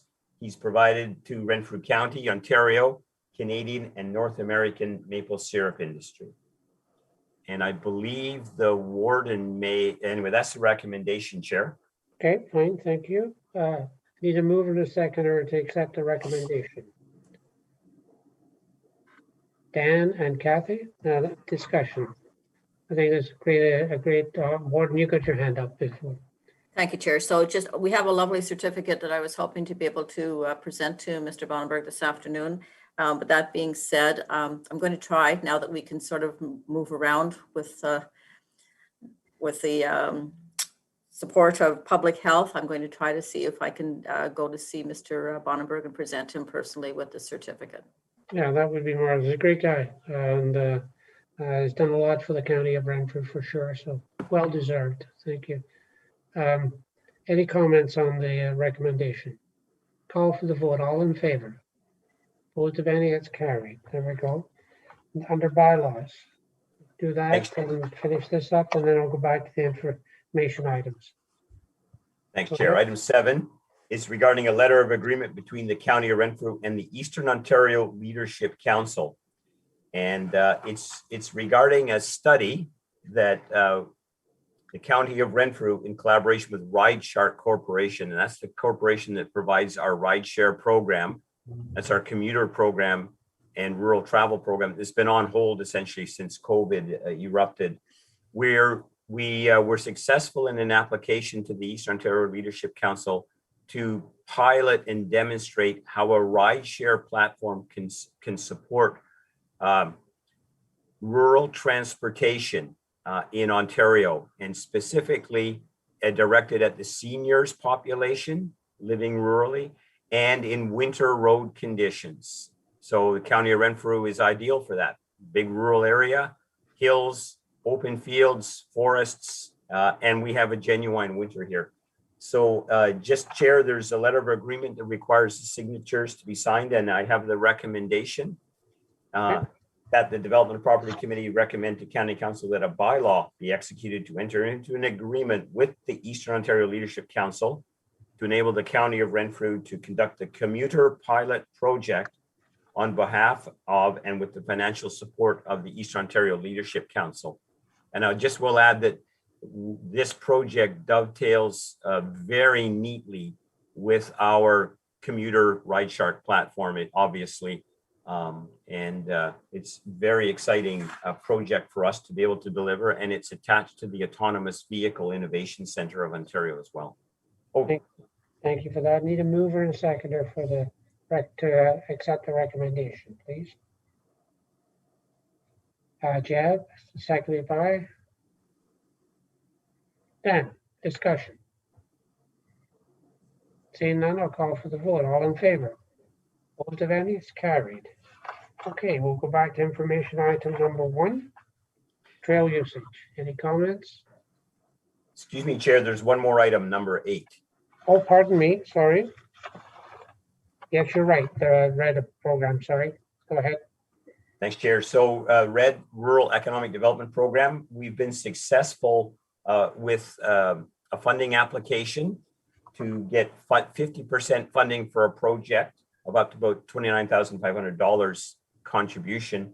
And the project is will support the Economic Development Division and our collection of photographic, video collaterals, the development of promotional materials, and that's the full range of print, social media, video, photographic, and a new website. And so it's a very good program. We're in need of a much enhanced profile for the County Renfrew economic development and our investment opportunities. We've seen this year the enthusiasm people have for the County of Renfrew to move here, invest here, and this is momentum we want to continue to build on. So that's the recommendation, is that the Development and Property Committee recommend to County Council that a bylaw be executed to enter into a contribution agreement for the Rural Economic Development Funding Program, for which Economic Development Division has been approved, to assist with Renfrew County marketing, outreach, expansion, retention, and investment attraction program collaterals. Chair, that's item 8. Thank you.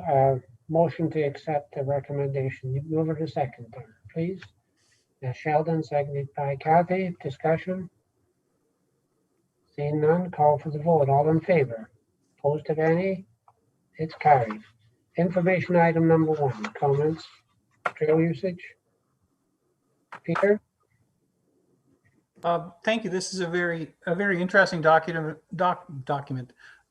and I'm just curious, and I don't expect an answer, but when it talks about on page 17, it talks about only 8.6% of the trips are 2 or more days. So I'm just wondering if there's a possibility of us working with our tourism sector to try and end up with more trips to be 2 or more days, because I think the length of the trail would indicate that it probably could be a 2 or more day trip. And just wondering if there's, if we can develop some strategies to, first of all, get more people, but have them stay longer. Thank you. Yeah, it's interesting when you look at the demographics of people coming into the county and cars or whatever, they come in, it's day trips. It's not overnight trips, at least there was before COVID. It's interesting when you've got ATVs, it's 2-day trips type of thing into the county. Yeah, we should be able to work with them, and I think we are doing that through OVTA, etc. Jeff. Thank you, Chair. And just that on what Peter has said, up our way, you see many people are doing the day trips, whether it's like snowmobile, ATV, kayaking, canoeing, boating. It's throughout this whole area. Just about everything, I'd say 90% is day trips up in this area. It's good. You get a lot of people in, and I get to see a lot of countryside, but at the end of the day, they're going home. So yes, I agree 100%. It'd be good to try to get them to stay a little bit longer. Thank you. Other on number 1. We'll go to number 2. It's good news for Barry's Bay. Nothing. Item number 3. Item 4, advisory panel. How do we get that out? Do we do some sort of release or something to get that information out that CNL is looking? Alistair? Yeah, through you, Chair of the committee. Yes, CNL's done a broad outreach via the local print media and their own distribution channels. And we're going to be sharing that with our OVED partners group as well. Okay, thank you. Further on 4, 5. 5 or 4, Warden? Actually, 3. I was too slow. Oh, I was okay. just wondering, since we had this, developer interested, if there was any outcome at this point that Alistair could share with us. Sure. Go ahead. Through you, Chair. No, not an immediate action. It's really, as you can imagine, developers are many years in advance, and it was interesting because a whole other project in which this developer has an interest that is even further away from built-up urban areas we identified a bit of a connection to us. So long-range planning, they have, I believe, 8 projects, 7 projects they're delivering right now. So a lot on the go, and 2 projects in the county of Renfrew already. One is under construction, one is in the final stages of planning. So they do have a lot on the go, and they're looking down the road. I'll share with, again, it's always exciting and interesting. Definitely this particular investor sees that multi-unit buildings will continue to have a place in more and more remote communities. People have learned they can work from far away, and any job that does not need to be actually at a site, it'll continue. And even within these communities like ours, where we're not in a large urban area, but we drive to work, there will be less and less of that as technology enables people to work from home completely or in a hybrid model. So it's interesting to see this investor is looking at many areas across Canada. Essentially, as he said, the Ottawa Valley, which includes up the Mississippi into Carleton Place, it's his test. It's his demonstration of does this work? Is this market suitable for our product? And he's learning, yes. So nothing immediate for us, but continued interest in our region, and but obviously looking further afield. I think very exciting with some apartment builders who have come into Pembroke and Petawawa, renovations of apartments in Deep River, multi-unit buildings. And again, the Renfrew and Arnprior activity, we need rental units and across the county, and we're at least seeing some of these bigger structures, high capacity, if you will, being built here. Okay, thank you. Thank you. Okay, I think further on 3, then 4, and 5. Okay, then we'll go to the OVTA, page 87. Alistair? Thanks, Chair. OVTA information is regarding our travel trade, and that's really developing, expanding our international travel trade.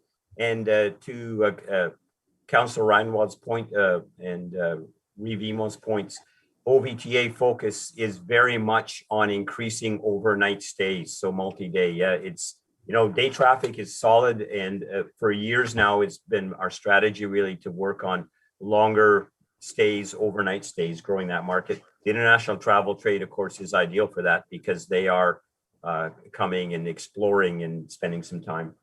So we're just in COVID, we're maintaining our foothold in that market and maintaining the relations. But most of the partners and our companies that are active in the international trade, of course, are focusing more domestically and very locally until COVID, is finally done with and the international markets open up. Item 2 is about the Ottawa Valley Roadmap, our major print piece, which of course is also web and mobile friendly. So we were slightly optimistic that they were on when we produced this report, that they were in-house. It's going to be a couple more days. The printer is not sending us our documents until he's sent them to Canada Post for the mail drop. So you can see we're doing a local mail drop, first time ever, of 45,000 households for our roadmap in County of Renfrew and some very nearby areas in Lanark and Ottawa. And so that's just rolling out as we speak. And then in a few days, we will have our copies here for our own local distribution and beyond. Item 3 is about the Ottawa Valley cycling map in tandem, really. And the same thing, a few more days yet before we actually receive them here from printers. So those activities are well underway. Page 88 is item 4 about the annual general meeting of OVTA, our second virtual AGM in a row due to COVID. Highly successful, well attended, and it worked extremely well. I think our team of our board and Melissa and Helen did a great job of coordinating this. And we did have one vacancy on our board, and exciting that a young new person, not new person in the business, but a new business leader in the tourism sector, Stephanie Van Wyck of Madawaska Canoe Camp, and of course closely associated owl rafting on the Ottawa River, is our new member of our board. So very exciting. We do have the full board of directors there, committee, and of course Mayor Davy Bennett of Horton is one of our county council reps. Reed Glenn Doncaster of Deep River, the other designated county council rep. Mark Brew of Square Timber Brewing, Victoria Charbonneau, Town of Renfrew, Sean Dennison of Rye J's Climbing Adventures, Chris Hinsberger, of course, Bonisher Caves, Megan James of the Best Western Hotel, our neighbor here, Lauren McElfatrick, Heliconia Media, do a lot of tourism work globally in the video front, and of course, a past employee. Elijah McEwen is a designated City of Pembroke rep. Chris Melmoth at Algonquin College, Jeff Patterson's with the Township of McNabb Braeside, Angela Seabarth at the Champlain Trail Museum, and of course the new member, Stephanie Van Wyck. Item 5 was part of the AGM, the Ottawa Valley Tourism Awards, an excellent virtual presentation, very dynamic. And we had, so it was the COVID era, we had 8 nominees for special events here across the Ottawa Valley for in this time of COVID. So I think that's very exciting, and they're listed there, a good range of festivals. And you see a couple actual winter activities. The winners, noteworthy, Preston O'Grady, Marilyn Alexander Award as this individual tourism champion. The Pembroke Area Cross Country Ski Club was the business of distinction. They run the wonderful trail network up Forest Lee Road. And the Farm to Fork Dinner Series at Whitewater Inn in Beachburg was a special event of the year. And Cindy Jameson, the dynamo behind the Ottawa Valley Cycle Tours, Whitewater Inn, Bed and Breakfast and Inn, coordinated a local caterer and local farms to put on a series of local dinners through the summer. Highly successful and very exciting way to, and done safely out of doors in the COVID environment. So Chair, that is I just nods to Megan James from the board and Chris Hisenberg from the board who coordinated the tourism awards. Chair, that's OVTA report. Thank you very much. We'll go back to the beginning of the report, information item number 1. Comments? Item number 2. 3. 4. Congratulations to all the directors. Thank you. Item number 5, Tourism Awards. And again, congratulations to all the winners in the different categories. There's nothing on that. We'll go now to the Enterprise Renfrew County, page 90. Thanks, Chair. Information item 1 is about the Food Venture Program. ERC delivered this in partnership with Invest Ottawa and with the Small Business Advisory Center in Smiths Falls. And so a value of many thousands of dollars to have some seats in a 12-week program for some of our local food creators, processors, manufacturers, packagers, to learn more about the very big business of food and beverage. And we had 4 participants from the County of Renfrew completed the program. And you see the value there was about $5,000 per participant, fully funded. And some prizes were awarded as well for the best pitches, and very exciting, Amanda Welk. She runs the Cottage Cup in Golden Lake, right at the intersection there, a great place. She was the winner for the best tourism component presentation in the Food Venture program. Item 2 is regarding our Starter Company Plus program. 12 of our 18 participants have completed the training during the month of May, and now they're going to compete for the up to $5,000 grant in the business pitch contest. And item 3 is regarding Summer Company. And unfortunately, our goal of getting 7 summer company entrepreneurs, student entrepreneurs engaged did not work out. We have 4 lined up. We've learned that other small business enterprise centers across Ontario are experiencing similar difficulty recruiting students. It is a challenging environment to launch a new business with the restrictions still in place. Some centers did not even participate in Summer Company this year because of their experience last year. We had a good year last year, but you can see the 4 young entrepreneurs there, and we'll probably be introducing them more to committee or council before summer end. Item 4 is an exciting information piece. Good news, Riverwood Acoustics, it's a starter company client right now, was a participant in the and winner in the original Community Futures Economic Development Corporation RC Renfrew County 100 Innovative Business Contest. They were recently featured on CTV News, very special edition. And the next day, according to Ben Seaman from the next day, they started having to hustle like crazy to fill orders and ship to the many new customers that single program brought them. So that's the ERC report, Chair. A nice positive note to end on.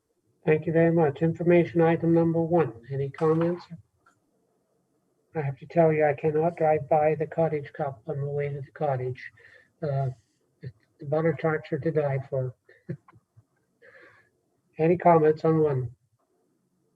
Item 2. 3. 4. With that, we'll go to Forestry and GIS on page 92. Jason. You're muted, Jason. There you go.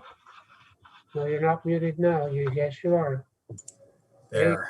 I thought I had it.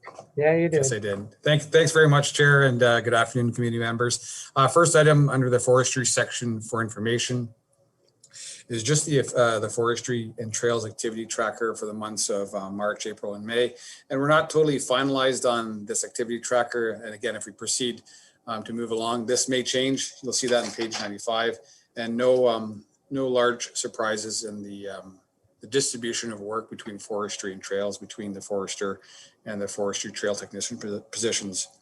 Item number 1B, and as directed by this committee, Lacey Rose did provide feedback to the species at risk report with the black ash report. And you'll recall at last month's D&P committee, CASARO, the Committee on the Status of Species at Risk in Ontario, did introduce black ash as a species at risk with implications. So on page 96 and 97 is the letter that Lacey did provide for comments, and it has implications. It could have large implications on forestry, basically on our county forests and on Crown lands, also on our county trails and our county roads, and in the sense and municipal roads also, if this moves forward like it was with the butternut protocol. So good report and good piece of correspondence by Ms. Lacey Rose. Item number 1C for information is correspondence from the Premier of Ontario in response to the Warden's letter, where the Warden thanked the Premier at the time for all the support for the forestry sector in the past year, specifically for our MPP, Mr. John Yakubuski, again, with the support. So you see that on page 98 of your committee package.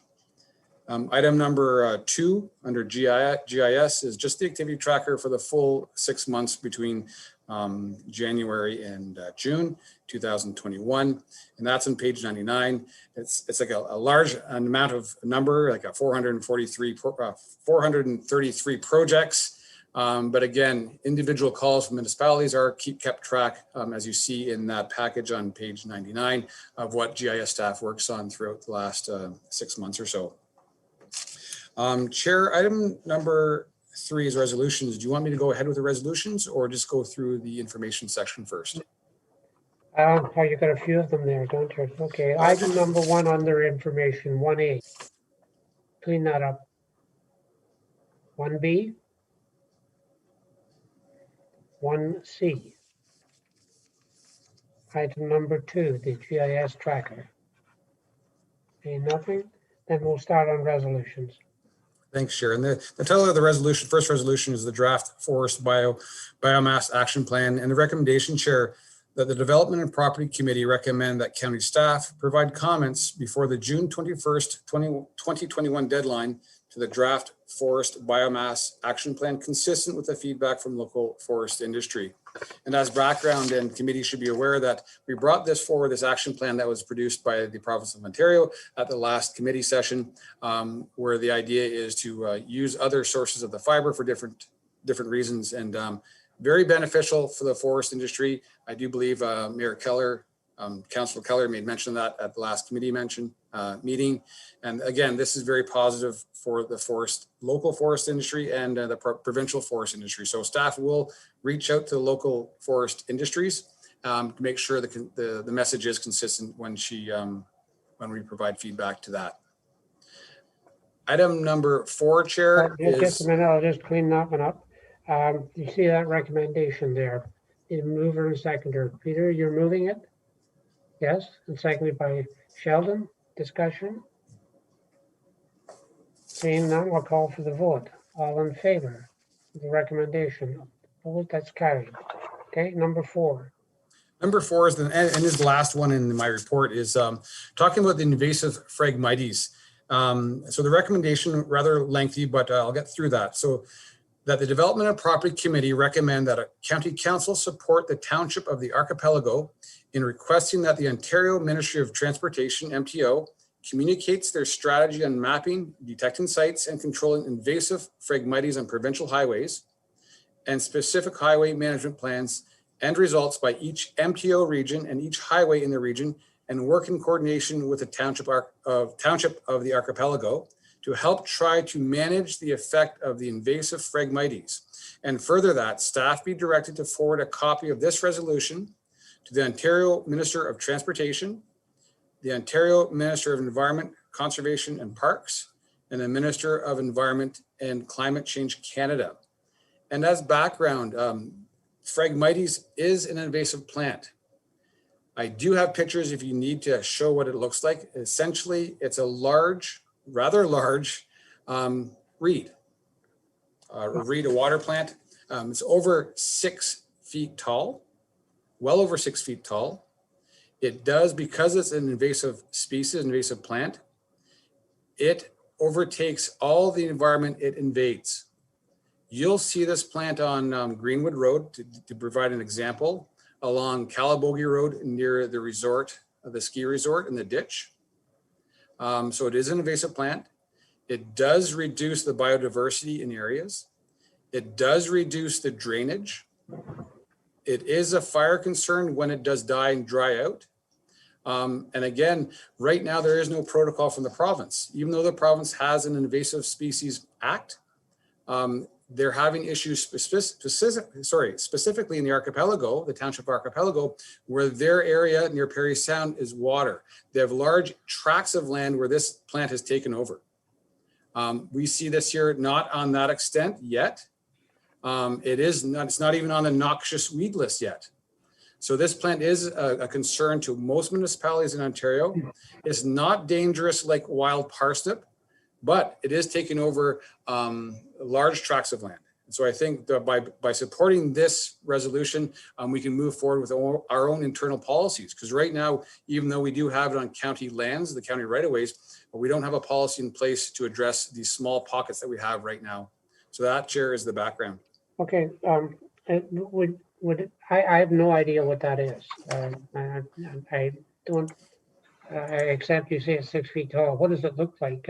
Would we like to see what this thing looks like? Because I have no idea what you're talking about. Do you have a picture of this? Chair, with your indulgence, if I can share my screen, I do have a couple of pictures if that's available through Sean. Won't take forever to do that, right? Can you see my screen? There you go. Nice. So So that's just an example from the web I just grabbed before the meeting started. That's one example.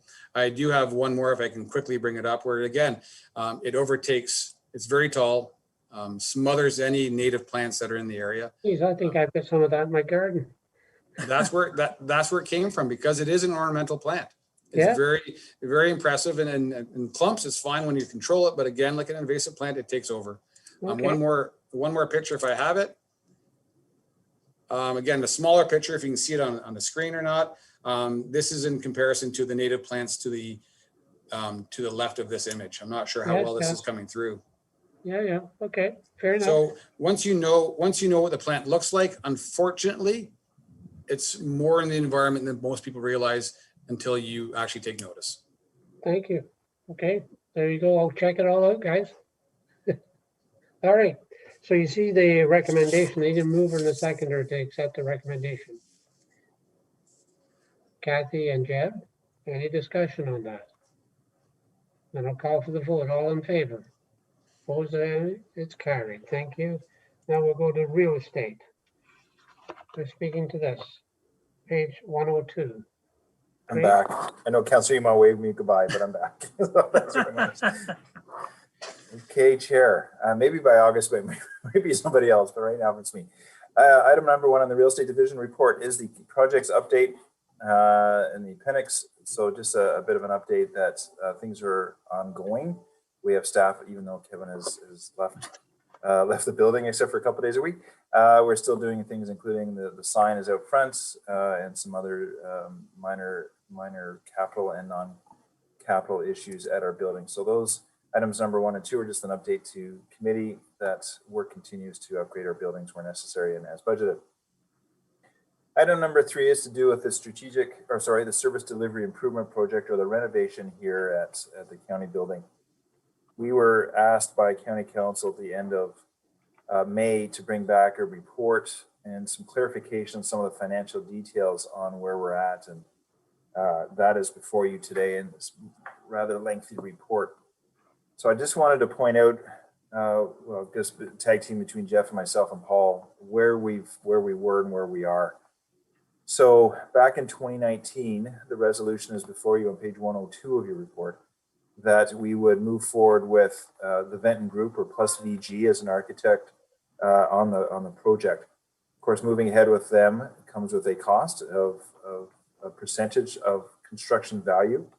So as we move forward in the construction value and as we do change orders, they retain a portion of those costs. So I think it's 6.4% or something.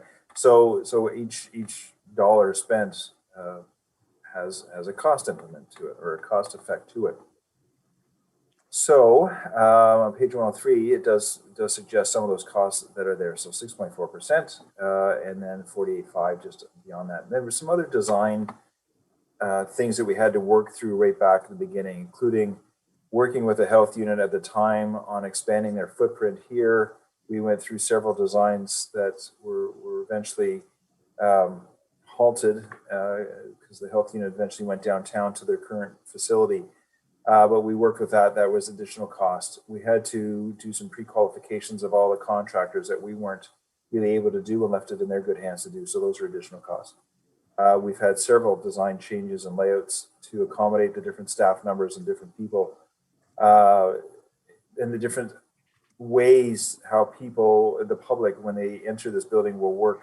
The provincial offenses court is new to us, excuse me, because we were working with the court, of course, downtown, but a new court begats new processes. So new millwork had to be laid out and justice of the pieces had to be accommodated. So new efforts there.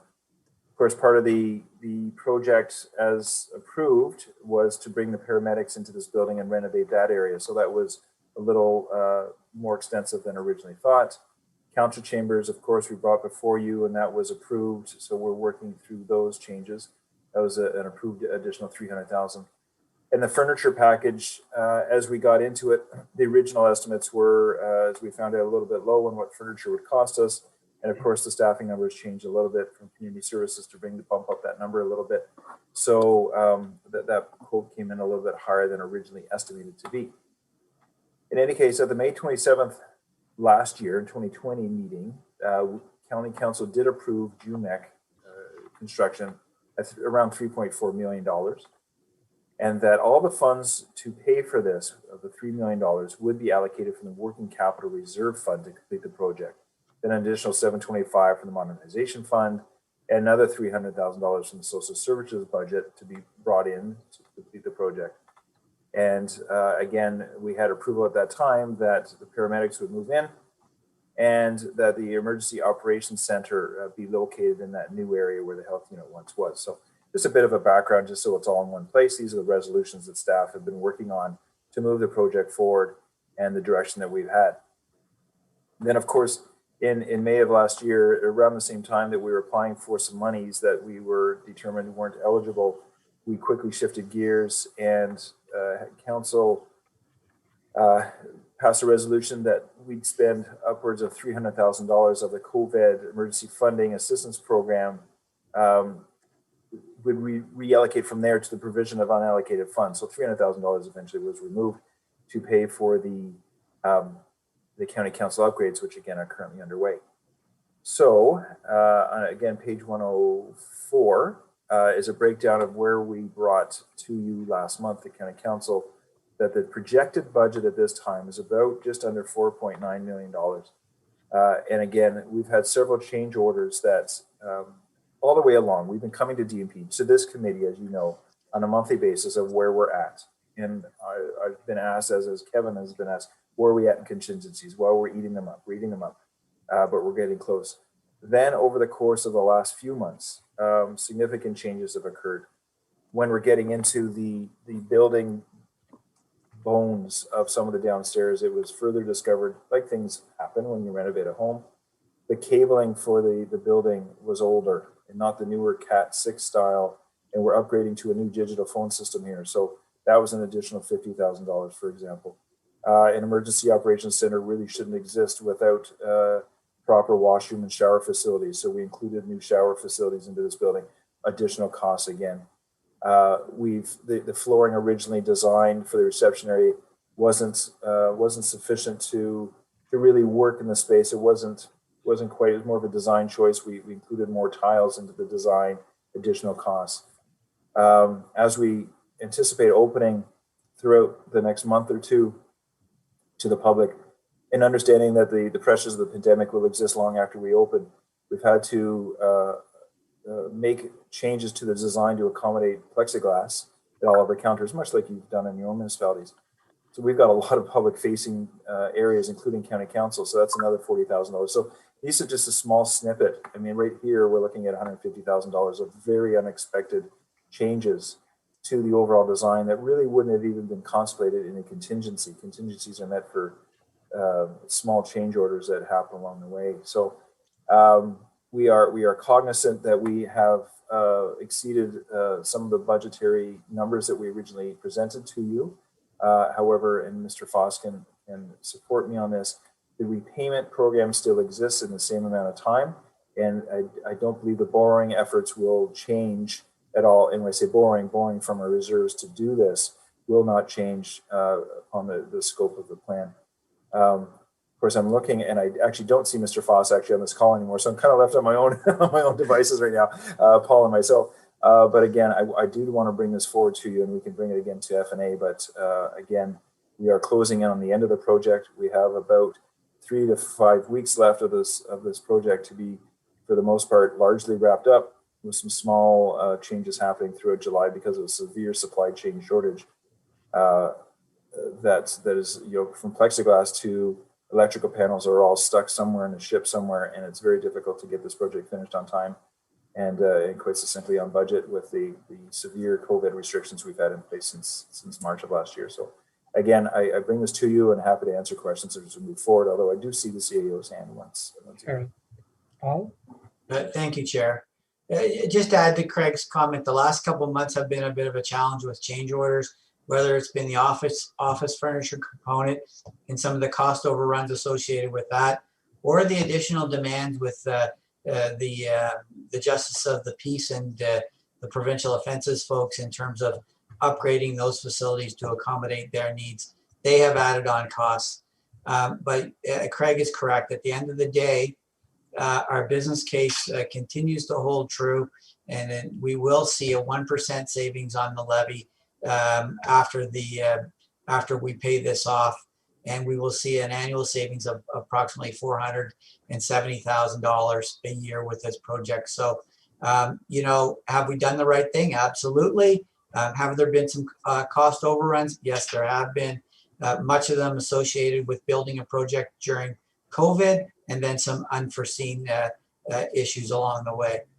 Would I have preferred to do this project outside of COVID? Yes, but unfortunately that wasn't an option for us. So, you know, I appreciate committee indulgence as we've, you know, struggled a little bit with this project, but I think that we have been able to address the financial concerns. So, you know, you would have seen in some of Jeff's earlier slides that we were able to draw on some money that we had previously budgeted from the childcare budgets and Ontario Works, where we had budgeted for furniture and other things. That was a bit of a saving grace for us as well. So we have utilized those previously budgeted items as well to address some of the overages as well. So I'll leave it at that, Chair. Thank you for that. Yeah, and just to complement what you're saying, yeah, we've all had challenges, either personal challenges when you're trying to do a project during this COVID time, or we're going through the Civic Center, a $1.2 million update. Yeah, it's not going to cost 1.2 million. It's going to be more than that for delays and getting equipment and materials, et cetera, et cetera. So, you know, all in all, I think staff has done a fine job of moving this forward, given the fact this COVID. And you recall there was a 2-week delay because of a situation that was in the construction environment. These things all cost money, and I think at the end of the day, I think from my point of view, I think they've done an excellent job of moving this particular project, and I think we'll be very pleased when we get finally into it after we've been out for over a year. So it's been quite the challenge. I would endeavor by mistake that they put the run on me. I didn't have a hat on, didn't have shoes on. They put the run on me. So, anyhow, I think we've all gone through that. Even if you're doing a small project at home, just trying to get materials and a 2x4 that was $3 about a year and a half ago, well, it must be about $12 today type of deal. So anyway, we'll go back to item number 1, real estate projects update. Any comments? Item 2. Item 3. Good job in putting that together. Okay, then we'll go to planning services, page 108. Where's Bruce? I'm here. Thank you very much, Mr. Chair. Oh, there you are over in the corner. Okay, there you go. Chair report. Great, thank you very much. So information item 1 is the 6-month update on the planning division activity tracker. It's also attached as plan I in your package. Just a couple of the highlights. So the total amount of residential lots to date in 2021 is 374, and that's compared to 391 that was approved in all of 2020. So there's been a lot of new residential lots that have been approved, which I think all of us at all the local communities can sort of attest to how hot the real estate market has been, and there's a lot of demand for these new residential lots. We've also received 2 new subdivision applications this year, and those applications are proposing to create 322 additional lots, and that's compared to in 2020, there were applications received proposed only 80, so that's a significant increase from over last year as well. And also, we've received 134 requests for formal pre-consultation. That's pretty much at a rate of 1 per day. So there are a lot of people, for residents and our communities, who are looking to do things and are seeking those pre-consultations. And that's in addition to almost 400 just random other inquiries, but 134 formal pre-consultations. Item number 2 is an update regarding the Tribunals Ontario. This is just for information. So the former LPAT, the Local Planning Appeals Tribunal, was for a part of a cluster of tribunals, and they were each individual. And as of June 1st, the province has amalgamated them all into one big tribunal body. So they're, as of June 1st, they're now known as the Ontario Land Tribunal. It doesn't really affect their role, so they'll still be there to hear appeals of the various tribunals that they had there with regards to heritage, land valuation, land compensation, or planning. So the process hasn't changed, it's just a name change. Item 3 is a resolution. I'll start regarding official plan. Just hang on. Item number 1. Any comments? Warden. Thank you, Chair. It's very exciting to see all this activity. So that I just reiterate what Director Kelly said earlier. We need to make sure we have the staffing complement to address those issues and keep everything moving forward. So really good news, and can't wait to see all the development happen within the county. Well, it'll all help at the end of the day. Assessment increases, etc., will be a big help, especially when it comes to tax time, right? Yeah, for sure. Anything on further on one? Dan? Thank you, Chair. Just to note that Armpires had 281, and then at the bottom it had 272. And there's another development forthcoming that may be there for on White Lake Road that's coming shortly to council. Thank you. Okay. Thank you for that. Further on one. And we'll go to 2. Seeing none, then we'll go to item 3. Bruce, there you go. Thank you, Mr. Chair. So this is official plan amendment number 31 to the County of Renfrew official plan. I'll just read the recommendation and then go through briefly through the background. So the recommendation is that the Development and Property Committee recommend that County Council approve the draft official plan amendment, OPA number 31, for public consultation, subject to revisions related to the Trans-Canada Pipeline and consolidation of the approved OPA number 17. And further that, staff be directed to proceed with organizing a public meeting in accordance with the requirements of the Planning Act for the draft revised OPA number 31.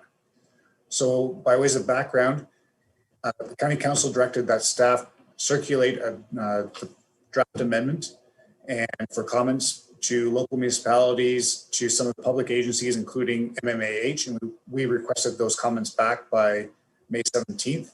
We only received 2 responses. One was from the town of Arnprior. They had some comments on the projections versus allocations, the urban community designation, the 1 kilometer of settlement policy, but they didn't actually request any changes to the official plan, and therefore there are not any recommended changes as a result of the comments received from the town of Arnprior.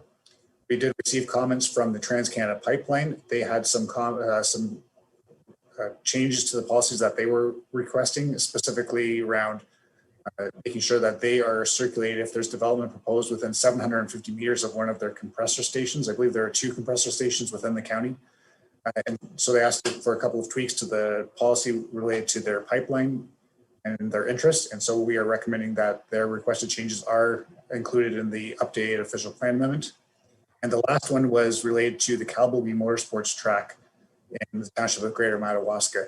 Since the draft was of OPA 31 was completed, the ministry has approved an old official plan amendment that was requested, and so that number was OPA number 17. So the recommendation is that OPA 17, that amendment that was approved by the ministry, be brought forward and get incorporated into the official plan number 31. Thank you.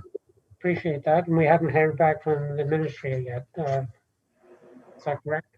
That's correct. We did not receive any comments from the Ministry of Municipal Affairs and Housing. Thank you for that. You see the recommendation there. I need a moving second to accept this recommendation, please. This has been a long struggle to get there. Warden and Sheldon. Discussion. Warden. Thank you, Chair. I'm just wondering, what do we read into the fact that the province has been silent on this? I'm assuming that's a good thing. I don't have a crystal ball. I really don't know. It could go either way, couldn't it? Hopefully it's a good thing. But it's been a long while since we've actually gone through the official plan, and it has been, as you know, Warden, quite a journey to get to where we are today. And they indicated certain things, and we complied and set it off, and we haven't received anything back. So I guess no news is good news at this point in time, I suppose. And I guess I'm looking at it from that point of view through those eyes. But, who knows? I don't know if Craig wants to say anything Okay. I try not to. I think Bruce and I have had this discussion several times. We're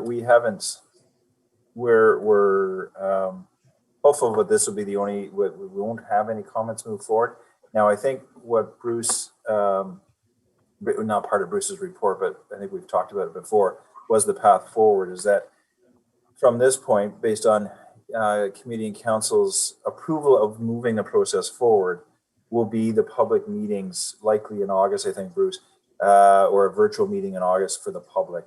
At which time, I mean, the ministry could still send something right up until the time it's submitted and even after it's submitted. So I think at this point, you've made a great pitch to the Minister of Municipal Affairs and Housing and to the local MPP and showcase that this OPA 31 is of local context. And I'm hopeful they heard that message and that we will not, that this OPA will be submitted without comment going forward.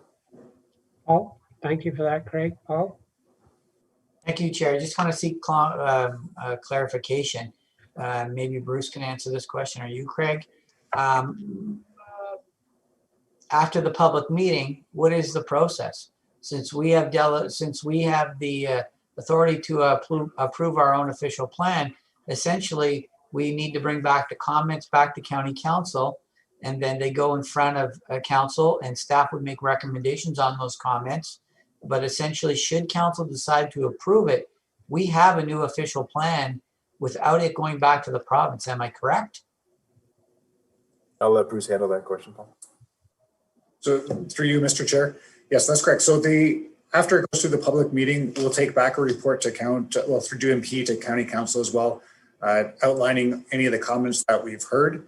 And if any of those comments result in changes, we'd also highlight any staff recommendations for changes. And then ultimately it would be county council's decision whether to adopt and approve the official plan. And that decision to approve it does not go to the ministry for approval. It's just approved, but the ministry does maintain a right to appeal any of those changes. So it doesn't require their approval, but they have the right to appeal to the new Ontario Land Tribunal. Okay. Further on item number 3 in the recommendation. And I'll call for the vote. All in favor? Opposed of any? It's carried. Thank you. Item number 4, bylaws.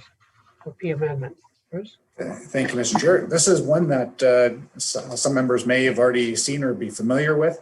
This is a resubmission of a previous official plan amendment. So back before county had delegated authority to approve official plan amendments, this application was submitted. It was had already been adopted by county council and forwarded on to the Ministry of Municipal Affairs and Housing for approval, where that process stalled at that stage.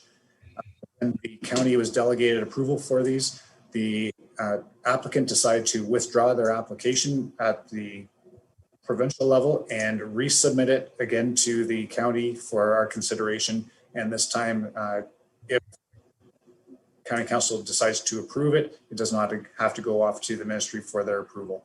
So the recommendation, I'll just read that recommendation, is that the Development and Property Committee recommend that a bylaw be passed to adopt and approve amendment number 32 to the official plan of the County of Renfrew. So this is a property again in McNabb Braeside that does have some land use considerations with regards to some of the adjacent uses. I think there's a gravel pit close by, and also the Arnprior municipal dump is in proximity to it. The application proposes to redesignate some lands from an industrial use to a rural use, which would permit some future residential development in the area. But they would be subject to several studies when that development is formally submitted to just look at some of those land use constraints. And the recommendation is that the official plan amendment be approved at this time. That would allow some the developer the comfort to move forward with some of those expensive studies if they wanted to move forward with this development. Thank you, Mr. Chair. Thank you. So you heard the background and you see the recommendation there. Need a motion, please. Move in a second here to accept the bylaw. Jeb, Kathy, any discussion? Call for the vote. All in favor? Opposed of any? It's carried. Okay, we'll finish planning. Evelyn, do you want a motion for the report as a whole? Yes, please. Thank you. Thank you. Need a motion to accept the report as a whole. The Warden, seconded by Jeb. All in favor? It is carried. Okay, new business. I just got one item for new business, and you'll need to either Paul or Craig can help me on this one.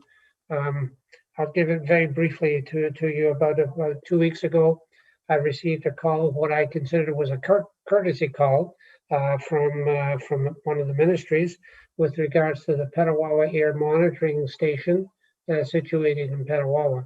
The air monitoring station was put in place in 2007 to monitor cross-border migration of ozone and particulate coming in from, say, the province of Quebec. This station was, as I say, situated in Petawawa. They have one in North Bay, one in Petawawa, one in Dorset, and one in the city of Ottawa. After this period of time, as I say, it was what I thought was a courtesy call. They phoned me to advise me that they were closing this station down.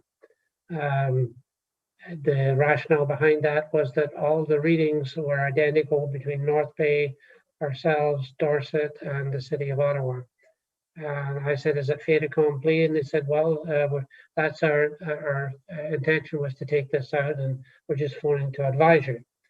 And I asked a few questions, and they had indicated that they had talked to the Renfrew County District Health Unit. And I said, well, that's fine. I'd like to talk to them as well and see just exactly what's happening. I haven't had an opportunity to do so with that, but subsequent to that, I now get another email from them that says, have you had a chance to consider our proposal to close the Petawawa Air Quality Control Monitoring Station? So now it was an option. Before it was just a courtesy call. I think we should direct staff to maybe themselves on behalf of all 17 municipalities within the county of Renfrew to perhaps make an overture to the Renfrew County District Health Unit to find out what the issue is. Apparently, the air quality is absolutely excellent. There has been no contamination, or pardon me, I shouldn't say no contamination. In the 21 years that they've had this going, 14 years, pardon me, they've had 3 high level of particulate. There's no industry around us, etc., and that's where particulate comes from. But nonetheless, once they take something like that out, it's gone and you'll never get it back. So I would like us to direct staff to contact the health unit. I have forwarded the information to Craig and to Paul with regards to this, with all the readings going back to the time they put it in 2007. But air quality is part of our life, health-wise, asthma, chronic issues of breathing and something like that. So I'd like to have a comfort level for all 17 municipalities that, in fact, this is the proper thing to do. Before, it was just a courtesy call. Now it would appear as though we may have an opportunity to not let that happen. So that's the piece of new business that I have. And I think it would be important to just to find out where the health unit themselves sits as far as that is concerned. I'll bet you, I didn't know we had one of these things. And I would suspect all 17 municipalities themselves don't know that there is a monitoring system in place, but I think we still have an option maybe to keep it in place, but I'd like to find out from the health unit through the county just exactly what this is all about. Paul? Thank you, Chair. Staff would be happy to investigate it, and Craig could send a letter off to Public Health just indicating that we have been informed of this change and we would like a better understanding of Public Health's position on it, and we could bring that response back to development and property for further consideration. And maybe it's not development and property, it's a health related issue. It may go to another department within, but either doesn't matter as long as someone is addressing the issue. Sure, and I just, if we could get that direction to staff for the minutes, and we would include that moving forward. So Sure. Can we get some direction from staff? Yes. Yeah, I think you've got the direction, Paul. okay, thank you for that, sir. Thank you. Nothing else, nothing for closed, or nothing else other than new business, pardon me, Dan. Thank you, Chair. Under the new business under property, we just, during our lunch hour, we got a telephone call from the residents that live in McNabb Braeside to say that they'd got a call from the Stephen Clark's office, and that an email should have arrived any moment now that the Industrial 2 in McNabb Braeside has been approved. That ministerial request that was done a month and a bit ago. So it's good news, but we're sort of stealing the thunder from Mayor Peckett, because I'm assuming he'll get the same email sometime today, but good news for us. So a ministerial order was issued? Yes. Wow, good for them. Yeah. Well, the county through the warden put it forward through McNabb Braeside, and industry, work, businesses, houses, all this stuff was being. Oh yeah, no, that's great news for But to Tom. my knowledge, that's the first time we've had this ministerial thing go through us, and it shows that it works. Thank Well, you. they certainly are anxious to make things happen, this government, and that's perhaps good news for us on the official plan as well. So we'll wait and see. Okay, that's good. Anything further on new business? Craig? Just one small item that didn't make my report, Chair, and just through the committee as an information item. Council or committee will recall I brought a resolution recommendation that was supported by committee and council to go forth with a cannabis operations study for all the local municipalities. We have completed the RFP, the request for a proposal process, and I have awarded the contract to the proponent that's going to be moving forward with that, and I have now informed your municipalities of that. It fell under my procurement allowance under budgeted amounts, and so that has been awarded. And I've informed. I'm thinking of Councillor Keller. I've informed your acting clerk treasurer as well. So we'll be moving forward as soon as we can on that study to get that done in time for some of the interim control bylaws. I'm hoping by September at least, anyway. So just to be aware. Thank you for that. Further under new business? Not motion to adjourn. Kathy and Dan, all in favor? We're out of here. Thank you very much, everyone.